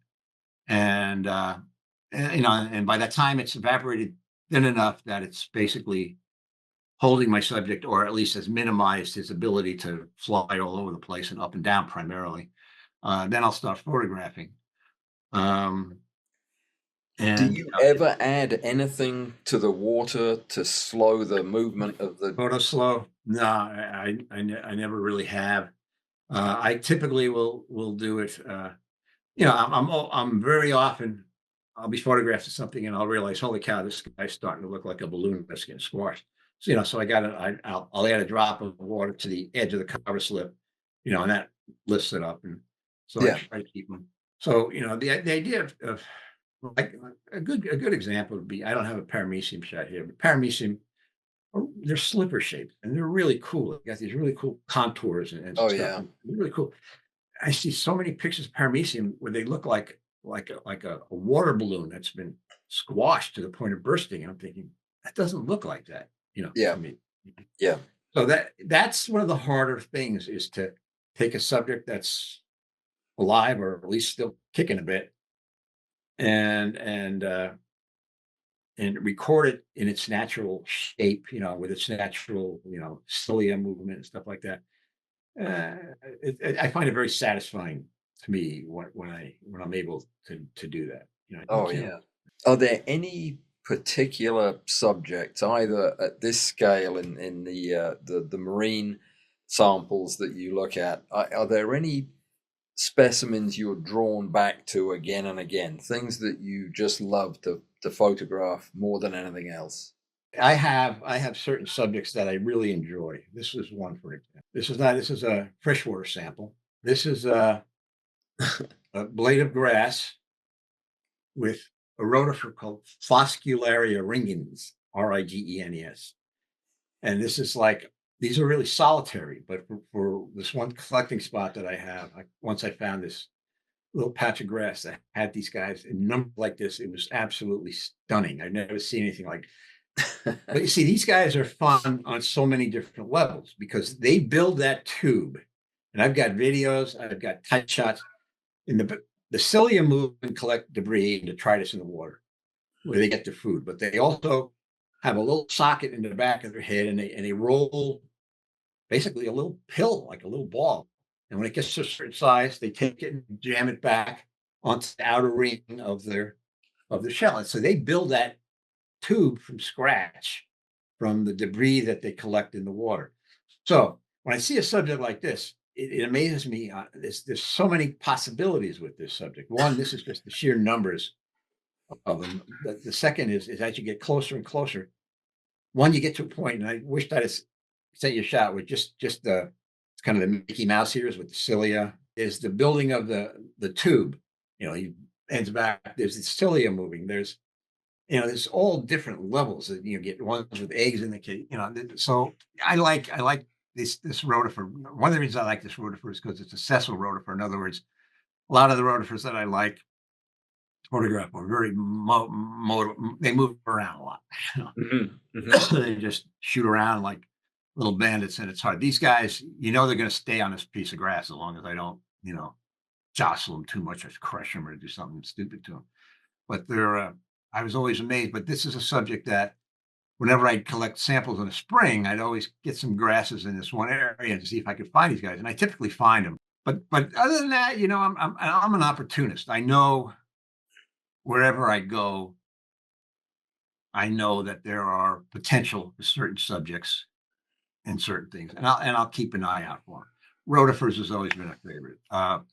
Testate Amoeba has been a real favorite, and not so much like the shot you showed earlier, but just the tests themselves are amazing. Amazing. They look like, when I collect a bunch of them on a slide and take a picture of a room, it looks like, when they unearth an old ship from the 1500s and they find all these urns, with the yeah. It looks like a whole pile of tested amoeba, stuff like that. What are we looking at in this picture? We're looking at a harvestman, daddy long legs. We're looking at the eye on the top of a daddy long legs, basically. It's amazing. Wow. I know. It's makes it look like a whole different creature. So this is sort of the top of the bulbous body. If you look at one, next time you look at one, you can see them with the naked eye, but you just see them as two little, eyes sticking up above the. Yeah. And this just shows I guess a problem that, typical. If you look in the eye, it's a very reflective eye, and you can see the diffuser. You can see I got a hole in the diffuser for a microscope objective to come through, but of course that doesn't. That you get the black hole effect. So it looks like a pseudo pupil almost. It does. It's not really. I think it adds to the picture. I really do. It makes it look like the thing's staring at you. I love it. It bugs me because I can't make the front of the lens invisible. Yeah. I don't want to shoot through a semi-silver thing because I've tried it. You still can't get it to blend nicely. Now I could use generative fill and probably make it nice and smooth, but sure. I blurred it in the past. It just doesn't look to me natural for some reason. It's an artifact of the lighting that we use. But until I mention it, you don't really think about it. Now that's why I hate to point things out to people, because that's all I can see kind of thing. But this was probably taken, I'm thinking, a long time ago, probably the 65 MPE lens. Well, your photographer audience looks at this and does not see the objective or the lens, because we expect to see it because we know that this is a photograph. But this is just a wonderfully alien look at the eye on this spider. Well, fantastic. One of the things I've always said to people too is I like to show people things that when they learn what it is, they go, "Holy cow!" Because it's a subject they know. It's a subject they're familiar with. Absolutely. Everybody knows what daddy long legs is, right? Well, you say this is daddy long legs eye. It's like, whoa, let me see that again. I know daddy long legs, and this is not what I see when I see a daddy long legs. So that's fun. That's always fun to do that. Well, what about the next image that looks more like a plant? This is very analogous in a way to the dandelion. This is a camellia blossom. There's a big camellia bush outside my house. and in the spring, the bulbs get really, really, really big before they open up. And what I'll do is I'll take a couple, and I'll take them down under the stereoscope, and I'll very carefully dissect or peel off the layers, like you're peeling the layers off an onion or an artichoke or something, until I get down to the stamen and the anthers here inside. And then you have these sort of really embryonic looking Yeah. structures, because this is obviously, you can now imagine that when it opens up, these come popping out, and the pollen's inside there and all that. But at this stage, again, it's like you're in an embryonic. You're looking into an embryonic flower, and this is primarily backlit because I wanted it to not have a sort of light right on the subject kind of look. I wanted it to be a little mysterious, I guess, maybe is the Yeah. word. So it's Oh, it's primarily beautiful. backlit, and it doesn't delineate it super, super sharply, but I that was not my intent, and yeah, I enjoy the uh, camellias, and certain plants, the buds. I really like dandelions. The lowly dandelions are actually kind of fun. I'm much more insect oriented than a lot of my viewers are, but the image number 25 is a very familiar organism in a very unfamiliar style of shooting. How in the world did you get this mosquito's antenna to look like this? This is a midge, of A some midge. flavor. Yes, I don't know. In Pacific Northwest here, maybe twice during the winter, we get a couple of sort of mild days back to back or whatever. We get these outbursts of these little midges, and they just they're everywhere. You go out in the morning, and your lights in front of your house are just hundreds and hundreds of them here. And the males have very elaborate antenna structures. So, and they also have very cool eyes too, if you look at them from the front. So Oh yeah.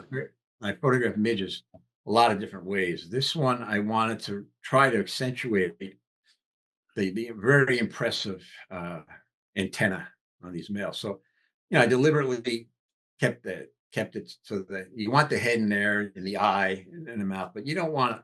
Again, this is my idea of, you don't want to minimize the effect of not forcing, but compelling somebody to pay attention to the antenna.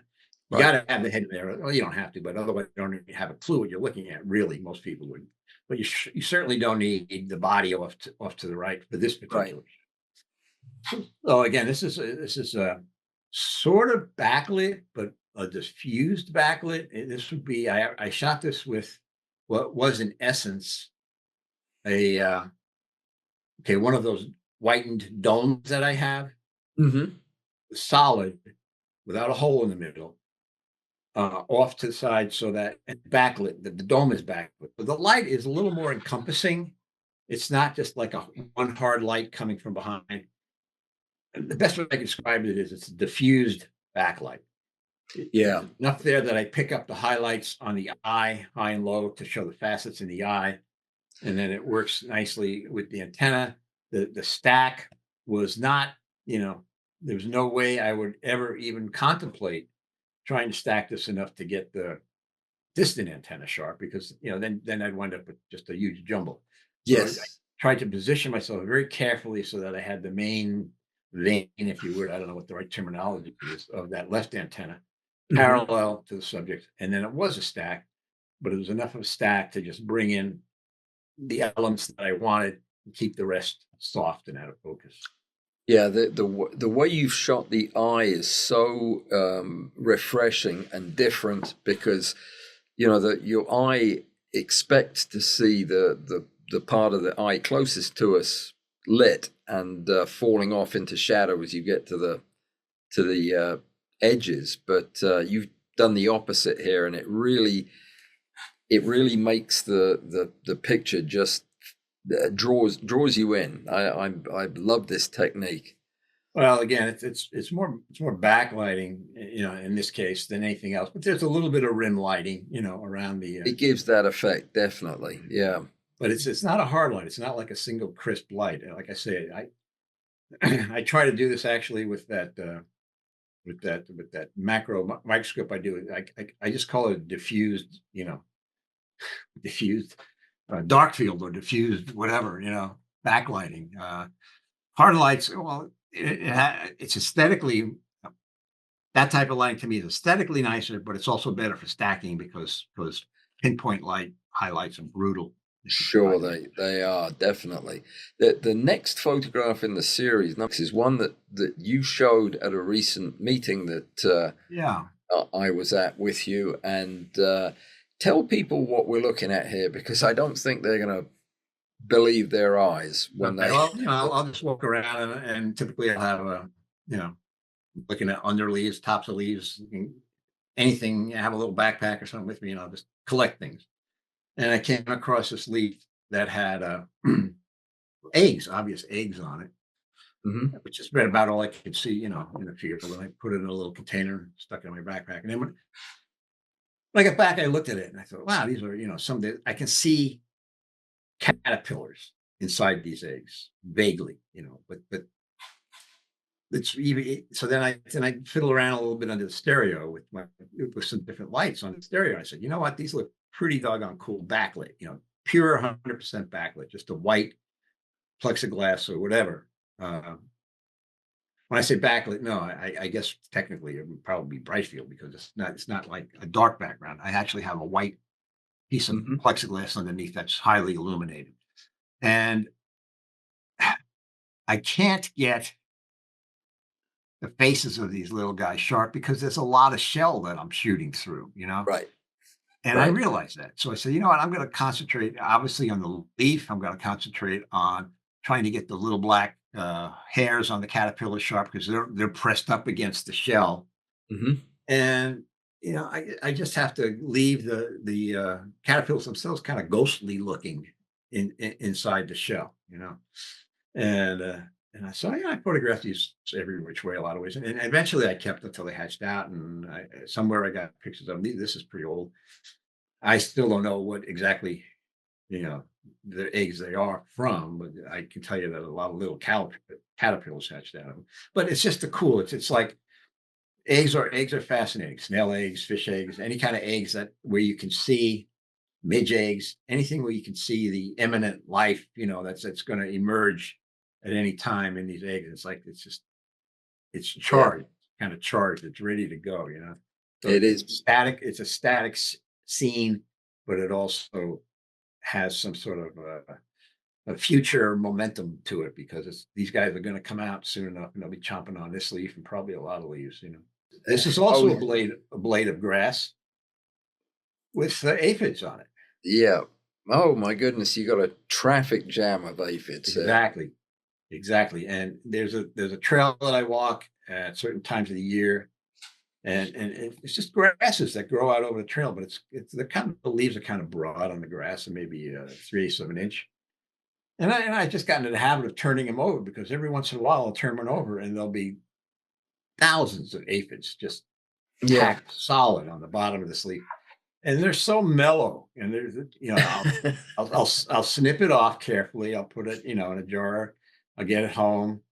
And there's not a whole lot of preparation here because all I need to do is get it on a white piece of plexi and get focused They on it. don't stop doing what they were doing, do they? They just keep No, on. well, there's a couple here that are crawling around. Those darker four of them were actually, probably crawling around. And this is probably a very small stack, I think, but it was necessary to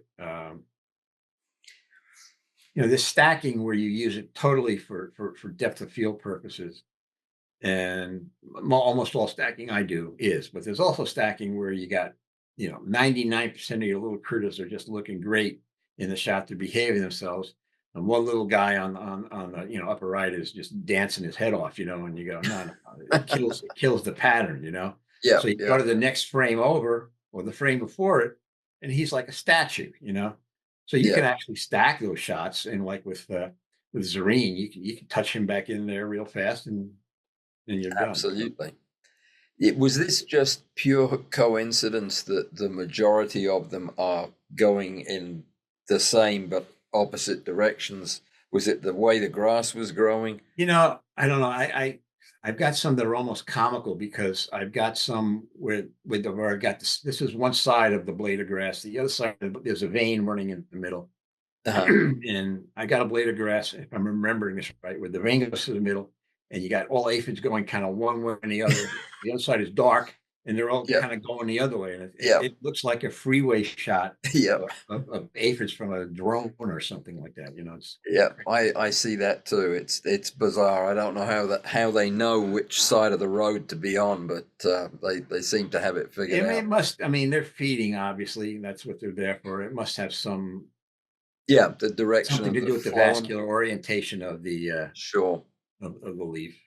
One of the photographs that I saw recently myself that just almost defies description is this is such a spectacular image. How did you capture this crab larva? Yeah, this guy came on board with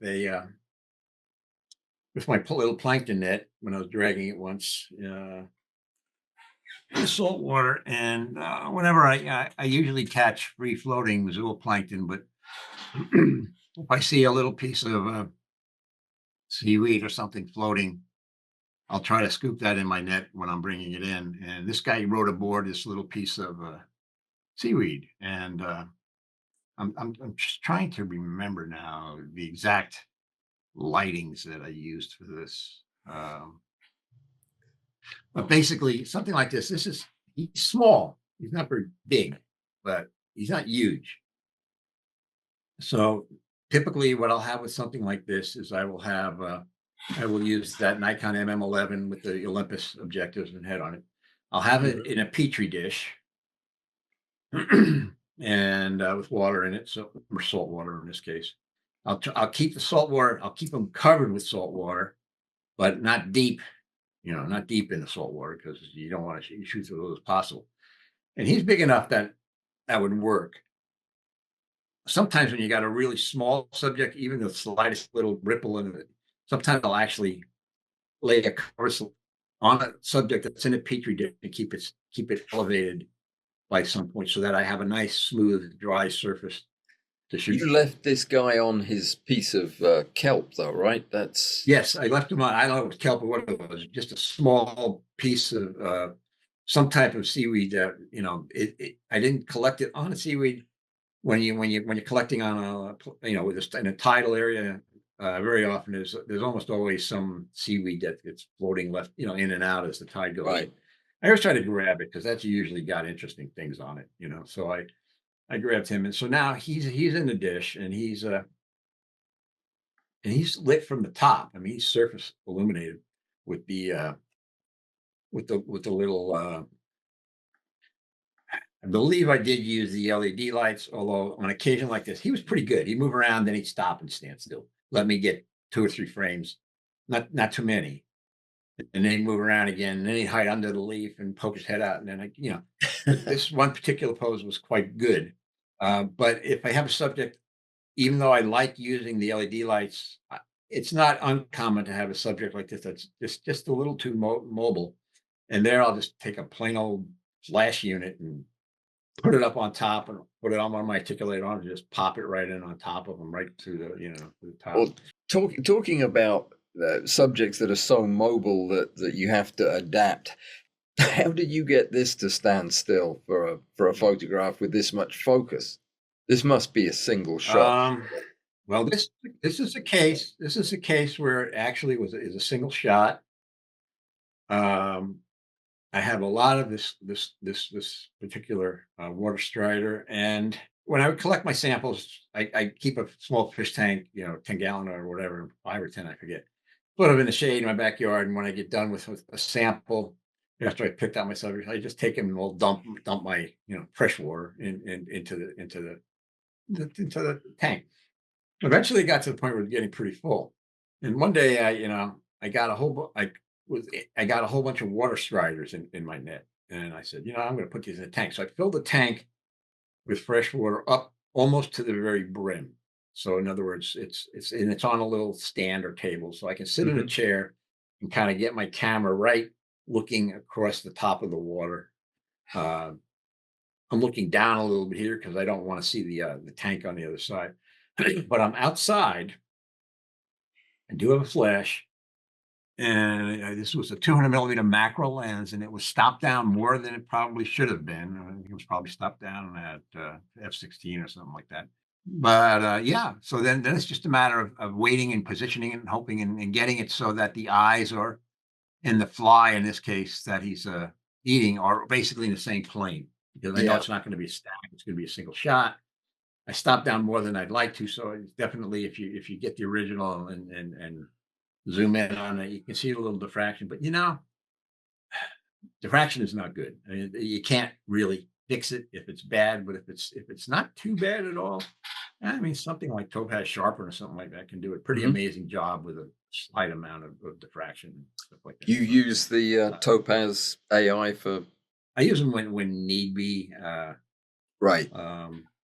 I don't like denoise. Denoise. I'm a much bigger fan now of using the Photoshop enhanced noise reduction. Like not that long ago, I got was it?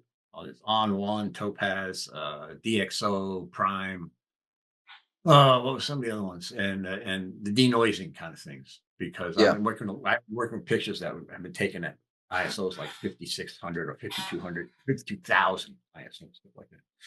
And they look like holy cow. And I've done a variety of pictures with these different things, and inevitably it's frustrating. I hate testing. I hate testing stuff, but inevitably what would happen, you could get one image, the same raw file, and you'd look at this, whatever it was, a bird or whoever, I don't know. And one program would look better at one part of the bird, yeah, the legs or something. Another yeah. program would look way better on the eye. Another program would look way better there. So now it Absolutely. becomes a problem of like, well, which is the best program? Well, kind of depends. So I got to the point where it's just I can't. I'm doing a lot of pictures. I can't be picking and choosing between. I got to settle on one, and ultimately it came down when I really looked at the rendition of fine detail and these really noisy pictures and stuff.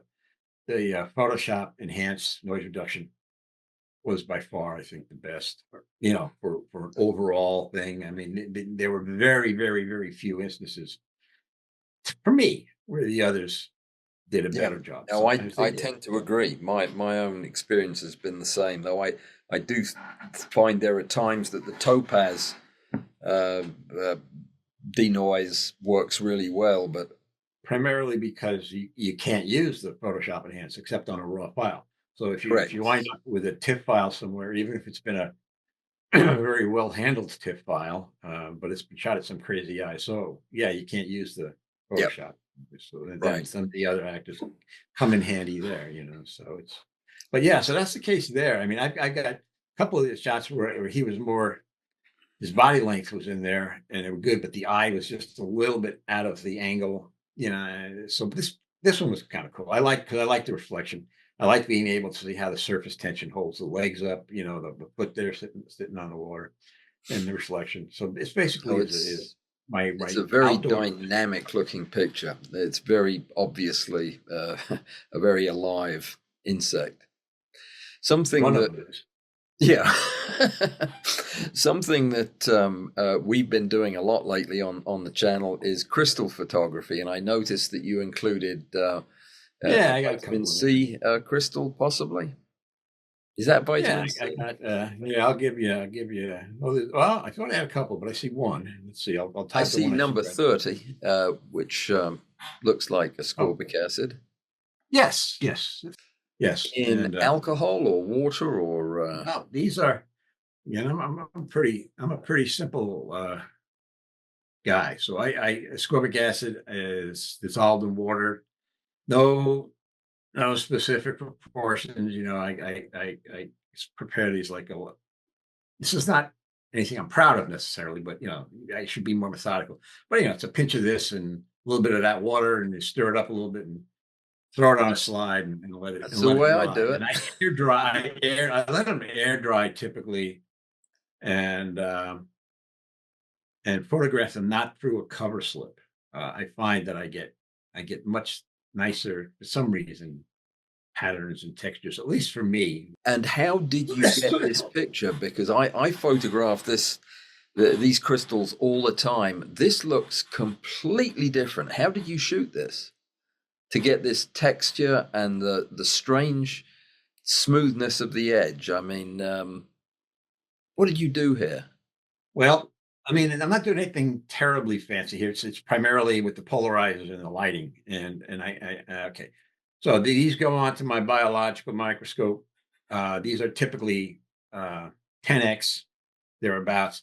So I use my biological objective. I don't go to the, they have a numerical aperture of like, I don't know what, 0.3 Right. or 0.4, I think. Whatever. It's not enough that the lack of a cover slip is going to impact the image quality, even though it's designed for a cover slip. I'm happy using the 10x with that one. Anything higher than that, no. But okay, so that's what I'm on my biological, and I've got the polarizer underneath that's built into that condenser that I use, and I got a polarizer up above, Right. which is a different slider that I put in. So now that gives me my cross polarizer. Then I can also throw in wave plates, which I'll lay on top of the condenser window underneath. It's a little bit clunky. I don't like it. I wish I had another drawer to insert different wave plates, but it's not that bad. And the other thing I can do too, and I don't think, but there's always a possibility. Once I start photographing stuff, I might just very well start screwing around and throw a DIC slider in there and see what that does. Did you use a wave plate for this one, or was this just the polarizer? Do you remember? I would tend to think, looking at the range and intensity of colors, that there was a wave plate used for this. Yeah. Now I had again, I start off organized in some things and then it winds up very chaotic. But I had ordered a bunch from Night Optical. They have some very nice wave plates that are not an arm and a leg. They're cheap. So I had gotten a variety, 3 or 4 different ones. And for a while I kept them in their envelopes, and I had a Sharpie and I labeled the edges really well. And yeah, well, 6 months later, a year later, good luck. You're peeling the cellophane off of CD wrappers or something and using those. So yeah, I suspect there was more than just an upper and lower polarizer. That there was some sort of, when I say weight plate, I'm not saying first order red or whatever. I'm just saying some kind of plastic thing that's shifting. Sure. Yeah, I do the same. I wish I'd be more careful about labeling them, because when I get something like this, I want to know what I did. This is special.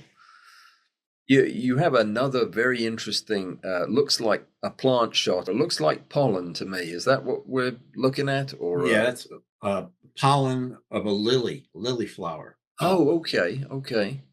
Which is a very, I don't know if you've ever, well, why would you? But some people would probably. It's a very sticky pollen, and it tends to clump together like rice, like cooked rice. It's so it's not impossible to get a single pollen grain, but I collected some from one of my neighbors, and as I'm looking through the the stuff that I selected in a petri dish or something, and when I got some backlighting on these, I thought, wow, that really looks pretty cool. Oh, it does. And so I transferred it to. I'm trying to remember the particulars here. It's funny, Alan. How many years have we had EXIF data? I don't know. It's been a long time now. But when I see a picture now, I instinctively want to look to see what they all did in the EXIF data, and I realize it doesn't tell me all the stuff that I want to know. Right. It not the kind of photography we do anyway. But this is primarily a backlit lily pollen, a little clump of them that are lumped together. I honestly do not remember why the background came out that sort of complementary beige orange color, but sometimes it's serendipitous. You throw a whole bunch of pollen on a slide or something like that. And it's just like a crystal, in a way. You got these crystals on a slide, and then a lot of them, a lot of the parts are really junky, and then you hit one little section, and you go, "Wow, that's." Yep, exactly. Well, It's something that intrigues me is some of your pictures are so obviously crystal clear what you were photographing, and I'm looking at it absolutely clueless as to what I'm seeing. Number 33 is one example of that. It looks like I should know what this is. What am I looking at? Okay, you were ever a kid in a freshwater lake or pond I or spent stream? half my life in a freshwater pond as a kid. Okay, then you undoubtedly come across bryozoan colonies. Uh-huh. That's what this is? Those the little like little lumps of jelly, sort Yep. of clinging to branches in the ponds and things. This is, and what those are, those little clumps, those little lumps, the jelly-like clumps, they're colonies made up of thousands of these individual uh, bryozoan zooids, I guess they call Oh, them. wow. And they're incredibly, I don't know. I don't know even how to describe it because they kind of pulse, while they feed, kind of thing. And Like a coral almost. yes, very much reminiscent of that. And they're they're fun to photograph, but they're a little tough to photograph because they're very three-dimensional. This isn't a particularly high magnification. I'm guessing this is maybe now using the 5x maybe objective Olympus, or Okay. could be the 10x, but you don't, when you look at a bryozoan, like in a petri dish, a small colony or something, maybe the size of a donut or small donut or donut hole or something, you don't actually see these that well because they're small enough that they're there, and you're kind of overwhelmed by the mass of them. But when you get in, and these are illuminated very, very, very, very simply. This is in a petri dish on that stage of the MM11, single flash unit off to the side, pointing down into the top of the water where this guy's living at a distance that's far enough away that it's not too hot. Put the flash really close, it'd be much hotter on one side or the other. So, the inverse square law, if you pull a flash unit far enough away, an area that's only, an eighth of an inch or less or whatever it is very evenly illuminated. So it's very evenly Right. illuminated, and they're moving. And this would be um, an example of what I had mentioned a little earlier, where yes, it's stacked, but yes, it's a very mobile subject. Now it's mobile, not in that each one of these things is flitting around, bouncing off the walls of this frame, but Right. they're all kind of pulsing. Did you time the shots to the pulsing of the No, I would just find a spot where the geometry, the arrangement of the zooids looked, one, attractive, two, relatively the same parts of the individuals were the same distance from the front of the lens, because this is a very three-dimensional subject. So, and then I just take a picture, take a picture, take a picture, take a picture. I take lots and lots and lots of pictures. Now they're basically the same spot, and then I'd find a spot where maybe I'd have let's say 5 frames that I could actually stack together right. and get 60% of them looking pretty doggone good. And now I've got 40% where they're in slightly different spots on each frame, but there's usually one frame where it looks pretty primo, Right. I put them into Zarine and run the well, you can run them all for that matter, because then it sizes everything properly. Right. Then you run a substack of just 5 or 6 that are kind of the nucleus of your shot. And then you can go take that up and edit in and find the one where let's say the one in the let's say the upper right edge there was really whacked out or blurry, it was moving around a lot in all these different shots, and it didn't stack. Or when I stack it, they were looked like there was 6 of them or something. Okay, so now I get find a single frame where he looks the best, and it takes a rain, and I retouch it in. retouch it in. And it takes a little bit of time, but yeah, it works. It works well, and it gives you eventually very close to what you experienced. Because, yeah, I don't know. I guess there's always purists. I'm not a super purist, but I don't usually rearrange. I don't add animals to things or do this, that, or the other No, thing. no. But something like this doesn't bother me at all because when you're looking through a microscope, when you're looking at any stacked image through the optics that you need to photograph it through a 20x objective or 40x or 60x or even 100x objective, what you're seeing is really a mental composite because you're constantly tweaking the fine focus Absolutely. and you're taking in the whole image.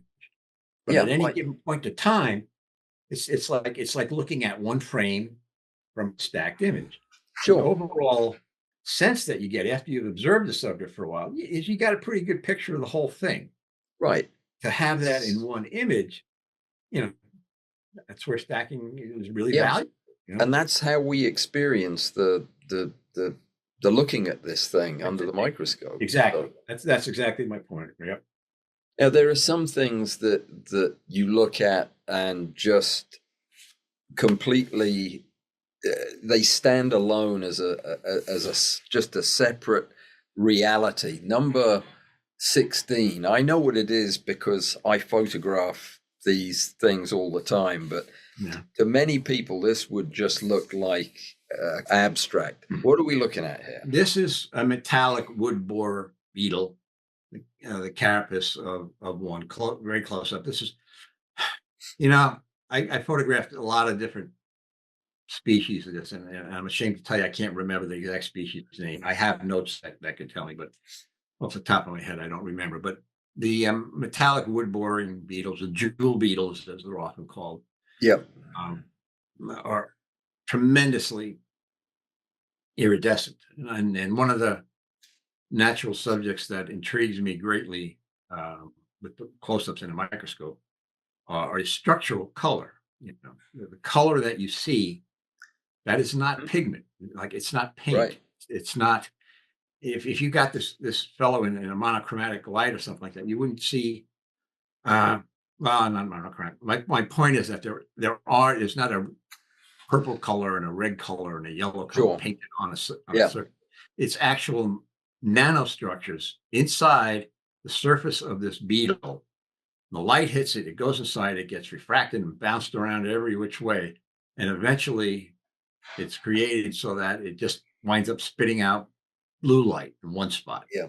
And the other spot spits out yellow light. And the other spot spits out green light, And it's just mind-boggling to me how cool that is. And this is a subject that's really fun to photograph. It's very much like photographing a iridescent moth scales and things like that. You really want a very all-encompassing, diffuse light, and it doesn't necessarily have to be totally non-directional. Like I said when we were showing those domes, if you put a light, smaller light source close to a dome, you get diffuse light, but you get a Some directional. directionality. Yeah. And so what you do, and this is why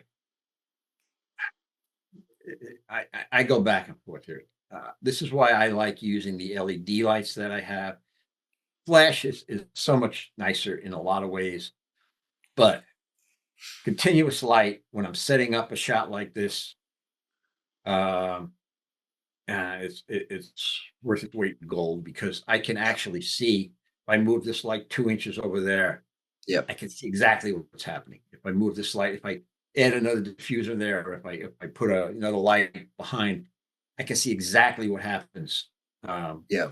Whereas with flash, you can do it with flash. And if I could, blink my eyes and swap out my lights for flash units when I take the picture, I do it.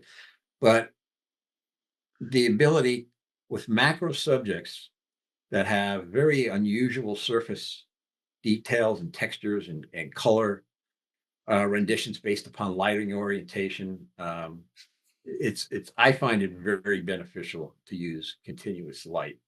And when cameras started becoming started coming with electronic shutters, that even further eliminated my desire to use electronic flash, unless like the bryozoan colony, unless I'm dealing with something that's moving and I have to stop it. Before I was oh, way back even in the film days, I was totally paranoid about vibration, camera vibration, Yeah. mirror vibration, shutter vibration. People didn't. All of a sudden, with digital, where people get. Maybe I'm imagining this, but all of a sudden they get a file. They shot it with a 30 megapixel, 40 megapixel camera, and they zoom in, and they can actually see the nasty effects of a shutter vibration or a Yeah. mirror vibration or something like Yeah. that. And I'm saying it's nothing new. That's been here all along. It's just that Yeah. people never really, Yeah. no, I shouldn't say that. A lot of people never really realize the impact. And it's not only the macro stuff. I mean, when I got my first camera that had an electronic shutter, and I put my 500 f4 Canon L lens on it, and I took some long landscape kind of shots, it looked like a different lens, Yeah.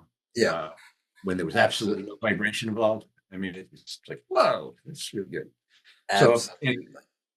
So vibration has always been in fact, if you look at my defunct website I put together years and years ago, it still shows a microscope setup where I had the cameras mounted to these big, huge, heavy-duty stands above the microscope with airspace, a collar with airspace between the camera and the microscope, because any camera that was mounted on a microscope would have enough vibration in it to turn me off completely until. Absolutely. Well, we've come a long way. I'm gonna say that to wrap things up, because we've gone almost 3 hours tonight. Of course, the video you're watching won't be 3 hours long because I'll have cleaned it up a little bit in time. But let's finish up with one of my favorite pictures of all of these, which looks like the spot on a familiar creature. Yeah, it's there's I'm blanking now on the name, but I used to buy, collected butterflies, like not and sort of, I didn't know what they look like, and then I get them back, and a lot of them would be kind of disappointing, and some would be, pretty cool looking, and then sometimes you find when they weren't too terribly exciting, but you find one little spot, one little spot like this was enough to keep me occupied on, yeah, and uh, this is just one little spot, and again, I could probably look back in my notes and some of the postings I did and tell you what species it is and everything, but I don't. I'm blanking on it. What I can tell you is that this is a shot that does not rely on structural color, does not rely on iridescence. Those are actually, pigment colors and everything. And what's really key in this shot is to accentuate since it's not a really terribly high magnification, you want to accentuate the individual scale. So now instead of a big diffuse, dome, this thing, which wouldn't really work very well. Now I'm using the primary light source is a grazing low light source From the right. off to the side. And rarely do I do that without at least a white card or something on the opposite side to put in a little fill. And again, that amount of fill you want you can put it right up to the edge of the subject, or you can have it further back. You can vary it to the point, but you want to show on the original of this, with full res of this thing. I mean, you can go down and you can see the serrated edges on, on all of those. Oh, it's a lovely, beautifully technical shot. It's just gorgeous. The colors. I'm also blanking on the name of this. It's not a buckeye, but it's a fairly common butterfly where I used to live. But this is just a particularly pleasing rendition. The other thing people should know with butterfly wings, and not all of them, but some of them, certainly the sunset moths and all that. Yes, you like them. Not every butterfly wing shot needs to be illuminated by surface light, grazing across the top of the subject. This is a wing scale shot, and I think this actually might be a section of a sunset moth. I'm not 100% sure, so don't hold me to it. But where there are no iridescent scales. But the thing here was, it was nice, but with the top lighting, but I said, you know what, let's see what this looks like with light coming from underneath. So 100% of the light now is coming from underneath. And I thought, wow, that's pretty cool. You know, it really shows the Oh, structure of the scales, and the colors are blending. You know, it's really nice. This shot. So fool around, you know, with you know, there are transparent winged moths and butterflies and things. So there's certain two or three certain setups that I use almost, I'd say 80% of the time for moths and butterfly for the wing scales and things. But wow, you know, certain ones that have some translucence or this some, was under the microscope, right? The biological scope. yeah, this would be under the biological scope, and probably yeah, when you have 50. something like this that totally obscures the background, this could either be with a dark field condenser, or it could just be with a bright field condenser. A lot of times they'll look very, very similar in a subject like this. Now, if there was a big gaping hole in the middle, it would be totally different. One would be black and the other Right. one would be white. But This looks like at least 50 or 60 times magnification. I'm gonna let me put my head. Yeah, it's up there. This is Beautiful. probably, now that I look at this is probably I hate to say it, could very well be a 50x. Okay. 50x. This could be, I said biological, but this could also very well have been with the in the 50x field. I have I have three actually. I have a 50 0.5 Olympus, Hmm. has a pretty good working distance. I have a 50 0.8 Olympus that is really, really good, but it's like, you know, almost no working distance. Yeah. And I have that Nikon, I think we had a picture of earlier, that has 1 millimeter distance. But in a case like this, the work, since it's totally backlit, Yeah. You can be as work close as you can get, really. is academic. Yeah.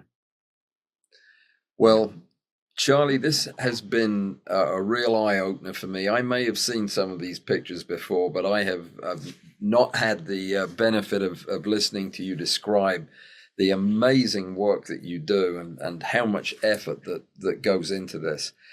I sincerely hope that you will consider coming back again and sharing another batch of pictures with us, because I have a feeling you're going to have excited an awful lot of people who are going to be pulling out the microscope this weekend to see if they can do 10% of this. Well, it's I've spent probably, if I ever calculated the amount of time I spent looking through the stereoscope, collecting, looking through the scope and taking pictures. The amount of hours, yeah, it's time consuming, but it's look like anything to do, I think, with photography. Certainly at this stage of life, photography, you know, it's enjoying the processes as much part Yeah, of the equation. absolutely. You couldn't take these pictures if you didn't enjoy the process. They are just full of your energy and your love. It's an amazing journey to look at them with you. So thank you so much for coming on. I know that everybody's going to be thrilled to see the work and to have heard your story along with it. And I do hope that we get to do this again. Okay, well, that would be fine. I'd look forward to that.